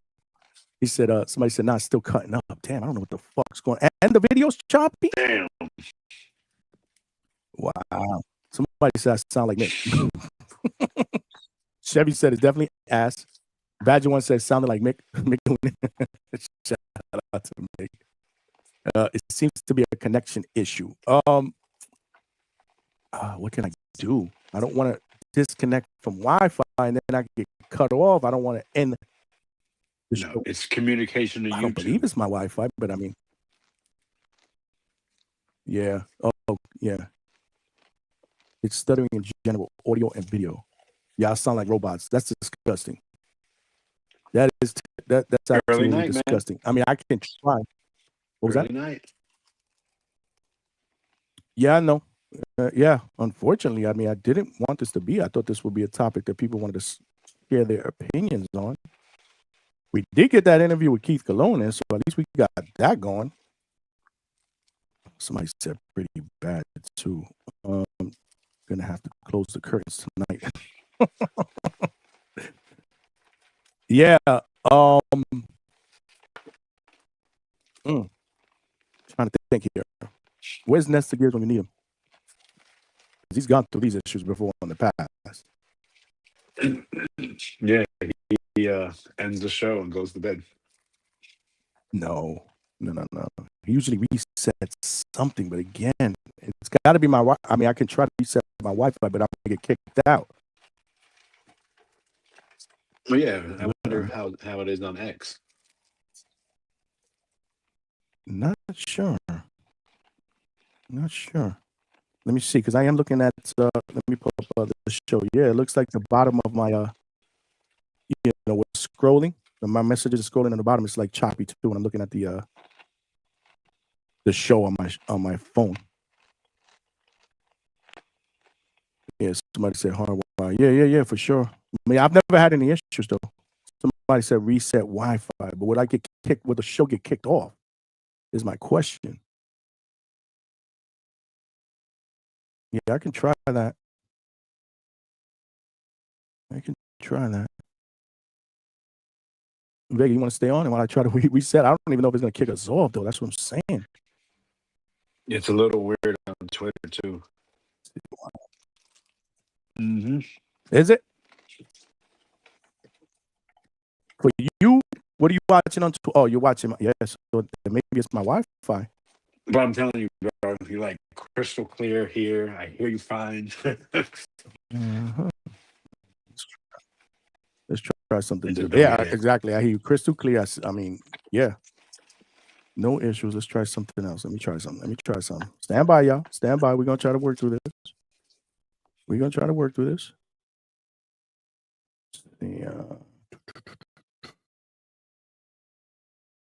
Smash that like button. I know y'all hear that, even though y'all hear the robot language. Let's go. Let's try to switch to this real quick. All right, I'm going to come out and come back in. Stand by.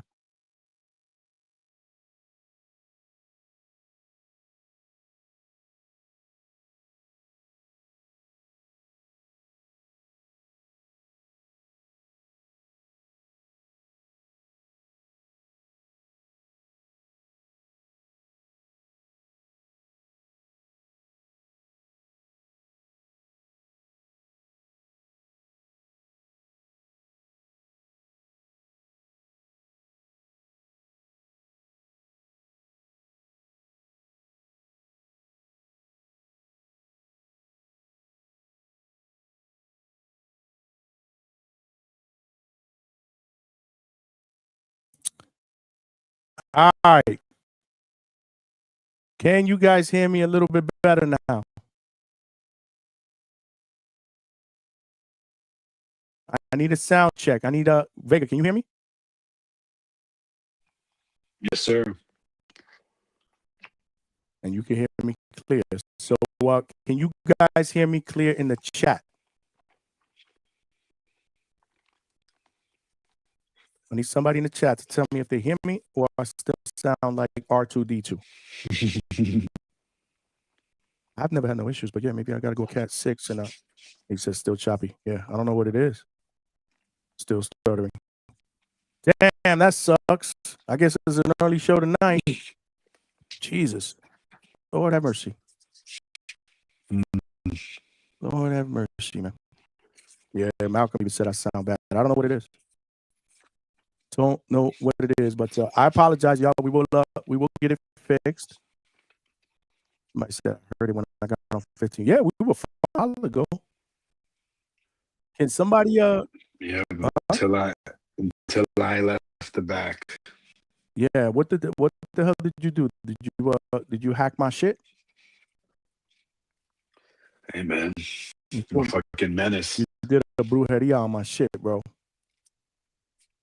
You did a brujeria on my shit. Let me damn, I can't switch Wi-Fi. I'm not gonna go to a hotspot. You said choppy, don't have chop. Hold on. Let's do something else. Hold on. Nasty work you doing Wi-Fi, bro. Nasty. I've always done it. I got fucking I got a gig, bro. My shit is no joke. Remember, I got to have great Wi-Fi because I work from home and I stream on Teams and all that team meetings. Never had an issue. But I guess now we set the broadcast software. No, gotta Google that. Do that. I'm gonna have to X out of the show. And the show. I'm gonna try one more.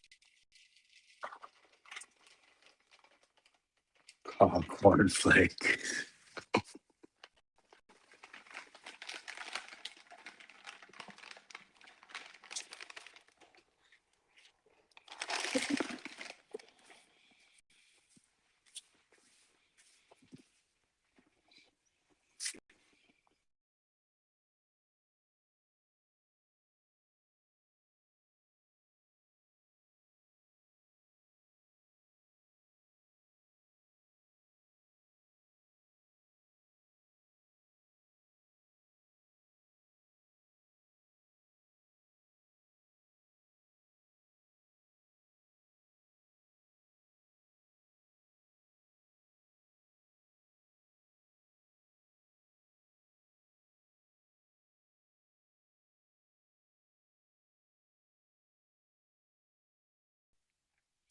Yo, can y'all hear me?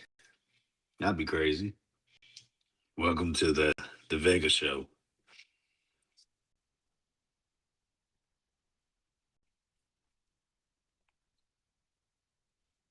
I don't know. Huh.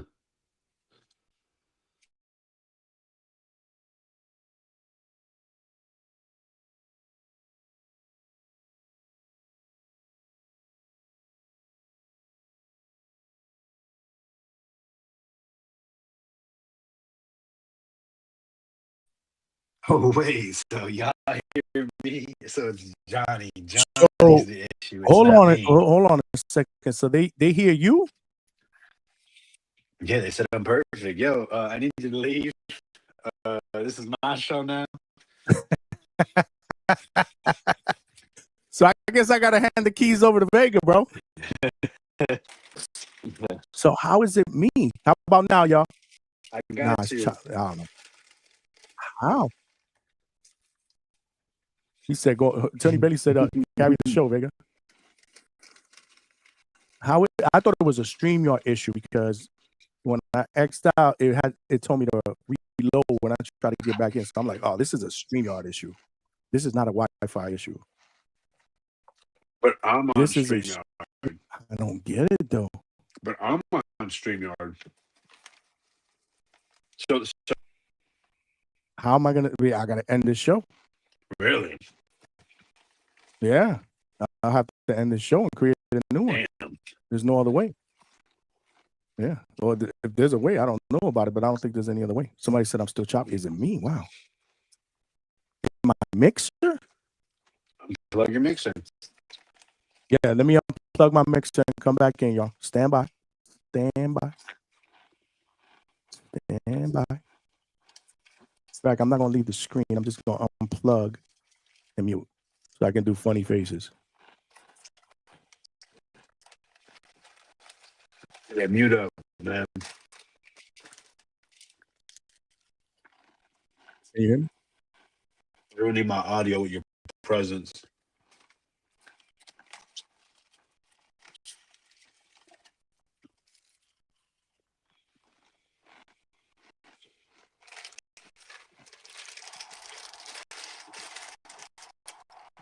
The Vegas spot, that's an all right name. I think we can come up with something better. Something a little more creative. Background noise, I know that's Alberto. Not bad. Bro, it's like every time, it don't matter. Damn, homie said I'm on an ankle monitor. That's funny.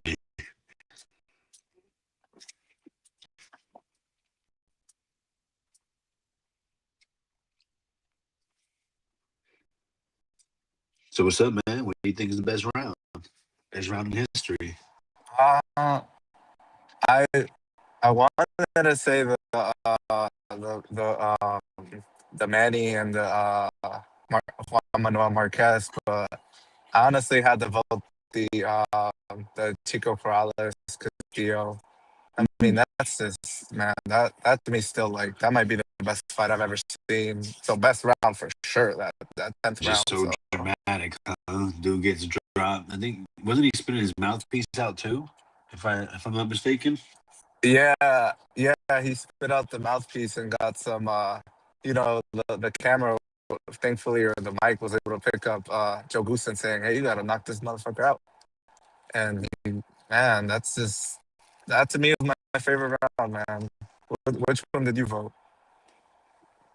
You know, we're watching a little pre-fight, understanding the history of things, then how the fight started. It's just hard not to say Hagler versus Hearns. Those guys are on a collision course. They were two of the best fighters. People expected it to be a war, and then that's exactly what it was. Yeah, I don't know. I'm gonna get some hate for this, but I just don't like watching fights where it's not like in 4K or like at least 1080p. So He's definitely young. I don't really fancy. That's a young person answer right there. How do I sound to you guys? You sound perfect. Johnny, I thought I was tripping because I'm driving Choppy. I mean, I have Verizon, so I was like, what the fuck's going on? Like, I kept hearing like chop, like it sounded staticky, but I thought it was me. But thank you for fixing it, Johnny. Like, it's much better to listen. I think you can hear me clearly because you're on the panel, but I think everybody else in the chat is not hearing because I was hearing Vega clearly. He was hearing me clearly. It's people out there listening that are not on the panel. That's the problem. So now y'all both choppy. They're choppy. Who's choppy? None Me of or us, you? none of us here on the everyone on the panel are choppy, but they are hearing us choppy. It's something with the broadcast that I don't know. Yeah, it's like a static. Like it kind of sounds like how do you describe? It's not very it's not good on the ears though. Like it kind of does distract from like you're trying to follow along and you just hear that like after every few words. I thought it was the champ earlier. You remember when you had the champ on? I was like, maybe it was that him. wasn't him. That wasn't him because I had to have him put on headphones and it sounded better. So that I heard. Oh yeah, that was feedback. You're right. This is like static. Hey, it sounds clear to me. That's what's crazy because I guess that I'm on the panel. That's what I'm saying. It sounds clear as shit. No, you're on the. We don't have a problem on the panel. It's people that are listening. That's the problem. Did you unplug your mixer, Johnny? Maybe you messed around with I turned it on and off. Should I unplug now? Yeah, man. Because remember this. It'll be good for like 3 or 4 seconds, and then it chops, bro. We're done tonight. Vegas turning your TV off, Johnny. Somebody called this the Vegas spot. That's about cool. Now you said everybody choppy. Yeah. So it can't everybody. Lord, hold on. It's that. Well, no, we're good when you're not here. So either give me the keys or just end it. That's nasty. When you don't like what they say, just kick them out. They can just blame me for it. Johnny, it's a data issue. The H7 issue. The audio isn't lost; it is delayed. It's a data issue. So how do I fix that? It could be StreamYard. That's what I'm thinking. Yeah, I think I've never heard of it. It didn't start until I jumped in. Yeah. Too choppy. Johnny, this happened last time. I remember you were having like some kind of storm in the area, and it was when you were interviewing Vito Milnecki, I believe. And I think last time you jumped off and then you jumped back on and you were perfect. Yeah, but that was the reason why is because the lights cut on and off. That's different. It's beautiful out here. There's no rain or anything like that. My Wi-Fi. Damn, you don't got spaces or anything, right? You don't have none of that stuff hooked up? Because if they're saying it's StreamYard, that might be it. Because there was times on TVB, where we Discord or something else would be messed up, and then we gotta swap over. So unless you start the show over and then you attempt that I think that's probably the only way. It sucks doing it, but that's the only way of checking. Because if not, it's just StreamYard, and if you don't have another way of people calling in. I do have a hotspot, but it's not a Wi-Fi. Johnny, I'll maybe switch out the as a last resort before we go to extreme measures. Maybe switch out the headphones for earbuds. So I've never had a show in 2 hours. What you said? What was the last thing you said, Alberto? I would maybe try unplugging your headset for a different pair of headphones or earbuds, and maybe that'll do the trick. Yep. I don't think it's that, man. Unalive yourself, and then we'll be good. Oh, child. What do you mean? That was dark, man. I guess we're going to Marco's channel, man. Dream? I don't think so. Let me see. I don't think so. Once you end it, you can't come back to a live stream here. Man, we're just going to be 10 deep on Marco's panel, screaming, yelling at each other. See, the problem We're not doing that. Well, that I don't do. So that's up to y'all. See, if I reset my router, which I don't think it is, you guys can stay on. I don't know how long it's going to stay on before it exits out the whole show. Because you're the host. Yeah, I mean, it shouldn't take that long. So I mean, I can try that, and you guys can hold it down. And if it just X out, then we all know show's over. I mean, there's nothing else I can do. But honestly, I don't think it's a Wi-Fi issue. It sounds perfect here. I'm seeing. No, it's not a Wi-Fi issue. It's not a Wi-Fi issue. It's a data issue. I think it's just a Johnny issue. Like I said, when you're not here, we're fucking having a good time. You come back. No, because they said that we all sound choppy. Yeah, when you came back. All right, so I'm gonna come out again. I want you guys to keep but talk. Okay. Because I'm listening. I'm not even talking, bro. You guys don't know how to carry that joint. I was talking. What you mean, man? I Can we get a whole that can hold down? Live fight that, bro. Hold it down. Panel. While we're at it, we feel like the Jets are gonna pick up a win. Yeah, bring that up now. We're good. I'm fucking out of here. the show. Hey, but the answer, I don't know what he's talking about. I literally asked Alberto what his favorite round the was. answer to that, Crybaby. no. The Jets are gonna go 0-17, and they're gonna ruin another quarterback. That's my Who's prediction. the quarterback right now? Didn't they bench Fields? It might be the brother. What's his name? The brother. No way. I forgot his name. Nah, come on, not like that. But like, he's not a white dude. What's his name? It might be the dude from He used to be like a starter, and then they benched him, and now he like came back out. I forgot his name though. Jesus Christ! Are you gonna say a name, a team, a college? You're giving like no information. Like he has 10 fingers, 2 feet. Like, come on, bro. Y'all can Google it, man. Yeah, hey, I'm not a big football guy, so I don't really know. It doesn't matter. Nobody watches the Jets. Not even Jet fans, bro. Like, Johnny don't even watch the Jets. Exactly. He just looks to see if they won or not. Like, with the Giants, bro, I just wait to see if they're winning or not. If it's a tight game, then I'll watch it. Like, what's the point of watching a team get fucking smacked?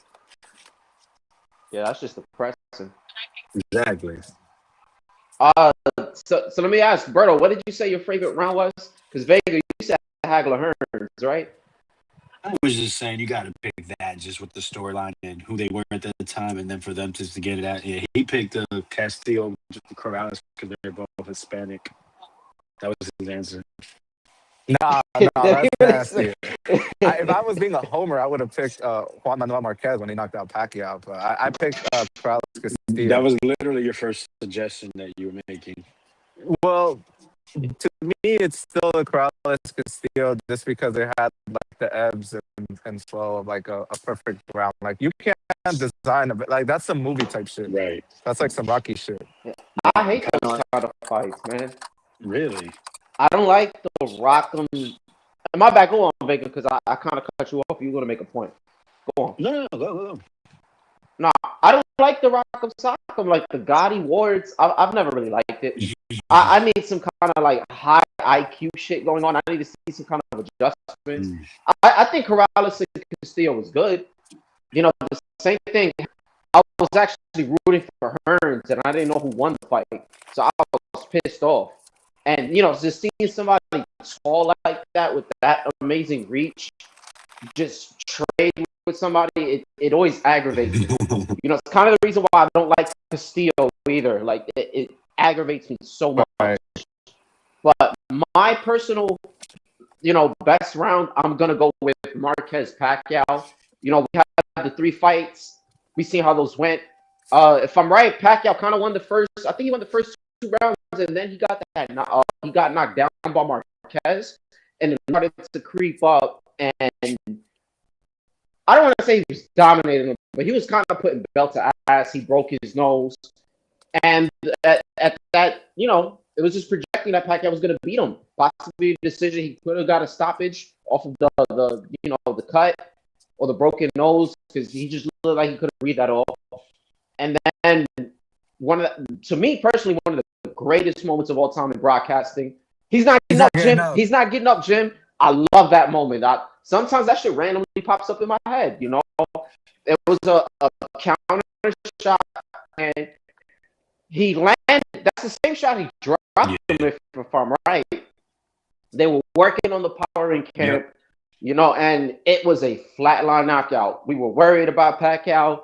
He redeemed himself, you know. I just think that's the greatest round in boxing. It just had so much, and then he was losing prior to the knockout. So I would have Marquez on that. And honestly, shout out to Pac-Man for coming back from like such a devastating knockout and still having, you know, some great wins after that. Like a lot of guys, like they get knocked out and it's pretty much like they're gonzo, they're done, you know. So shout out to Pacquiao for, I think he came back and still whooped on like a couple guys after that. So for sure on Keith Thurman. So shout out to Pacquiao. Right.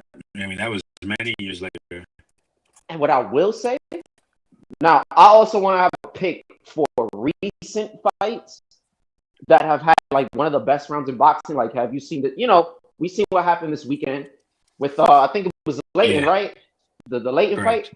I'm actually going to say Abdullah Mason and Vasquez, man. That's one of the best rounds that I've seen in so long. That's a good one. I loved it. It's actually a really good one. We sound fine. We sound fine. I just checked. My wife said, Malcolm, nothing's wrong out here. Everything's been fine with the Wi-Fi. Like, I don't know what it is. It's got to be something between the Wi-Fi and StreamYard or something. But they're saying it sounds better, or it's getting better. That's what they're saying in the chat. I hate to cut y'all off because y'all was cooking. What would you say, Abdullah Mason? You said, right, and that kid that knocked him down. Yeah, with the Vasquez fight, my boy came out with the shag. We thought it was. Was that the dude with the nasty like thing on the back of his head? Like he was. Yeah, with the shag, with the crazy cut. Yes. He had the reverse fade. Yeah, because he was bald in the front. Nah, that's the trick. When your lineup is going away, you just thin up the top and you keep the back. Smart move, man. Somebody gonna make that shit like fashionable. But yeah, we thought it was gonna just be one of those fights where it's like, oh, he's just gonna walk through this guy, or you know, it might be, you know, he might be a little durable, but nobody expected him to get dropped. You know, he got a little careless while he punched. It's not good. It's not good, dude. It's not good? He's doing it again? Nah, it's like 4 seconds good, 4 seconds chop. 4 seconds good, 4 seconds chop. This is the StreamYard issue, bro. It's not a connection from here. It's not. It fucking sucks, bro, because I think we were just getting started to getting some good dialogue and probably get some good callers, man. Attorney Bailey with the 2-piece. We need to do best KO for topic one day. I agree. We will. We will keep that in our back pocket, Attorney Bailey. If you can hear me and I don't sound like R2D2. This is crazy because you know me, guys. I'm a fucking perfectionist. I hate this shit. Yeah. I mean, I guess I'm gonna have to start looking at options to hardwire. But I don't think it's the connection. I've never had any issues, man. Other than when it's storming and raining, that's different.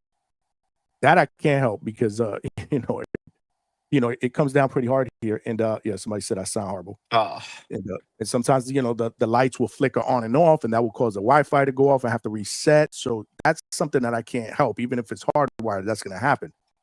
But other than that, I'm always on point, man. Like my shit is on point because I have like the most sophisticated one because I work from home. I need it for work. The gigabyte or the fiber Wi-Fi? Yeah, I got a fiber optic. Restart the stream. I don't get if I do that, the show's gonna end. I don't think I can go back on and do that. I'm gonna try. I mean, we can try. We can try to. I'm gonna end the stream. If for some reason, guys, I can't get back on, then that's the end of the show. Yeah, man, it was just getting popping. Yeah. It was just starting to cook. I know it. We had a good interview with Keith Colon, where he broke down some fights. Obviously, Malcolm, you can see the replay. He broke down some fights, talked about his performance. Great interview, Johnny. Yeah. No, it was more of a conversation. It was dope, man, because we've had him here a bunch of times. I read your questions, so shout out to both of you guys that sent questions. Appreciate that, Johnny. No, that's what it is. And you man. pronounce He has a tsunami Johnny. correctly.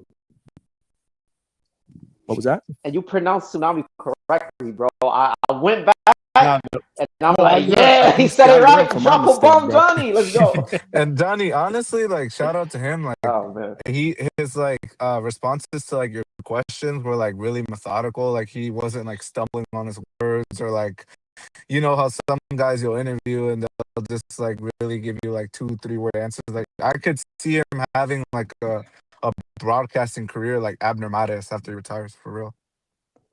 You know, he's sharp, man. He's a young guy, be sharp. Remember, man, he's in Rutgers, bro.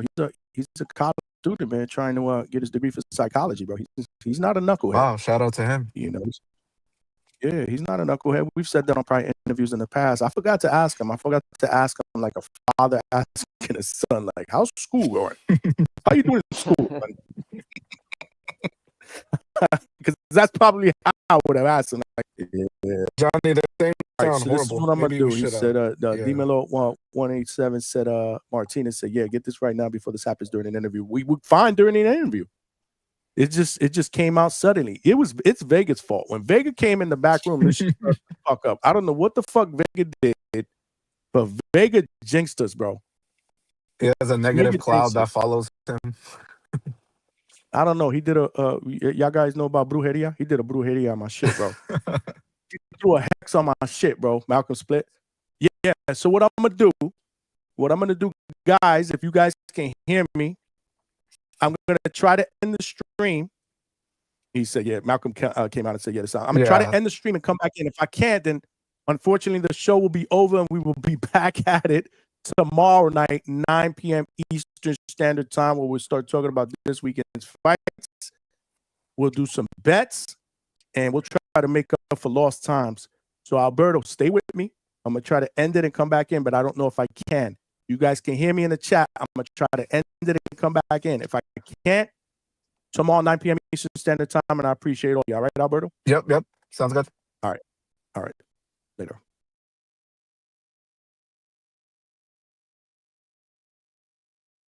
And then play the outro. Stand by. Whoa. Can you hear me now?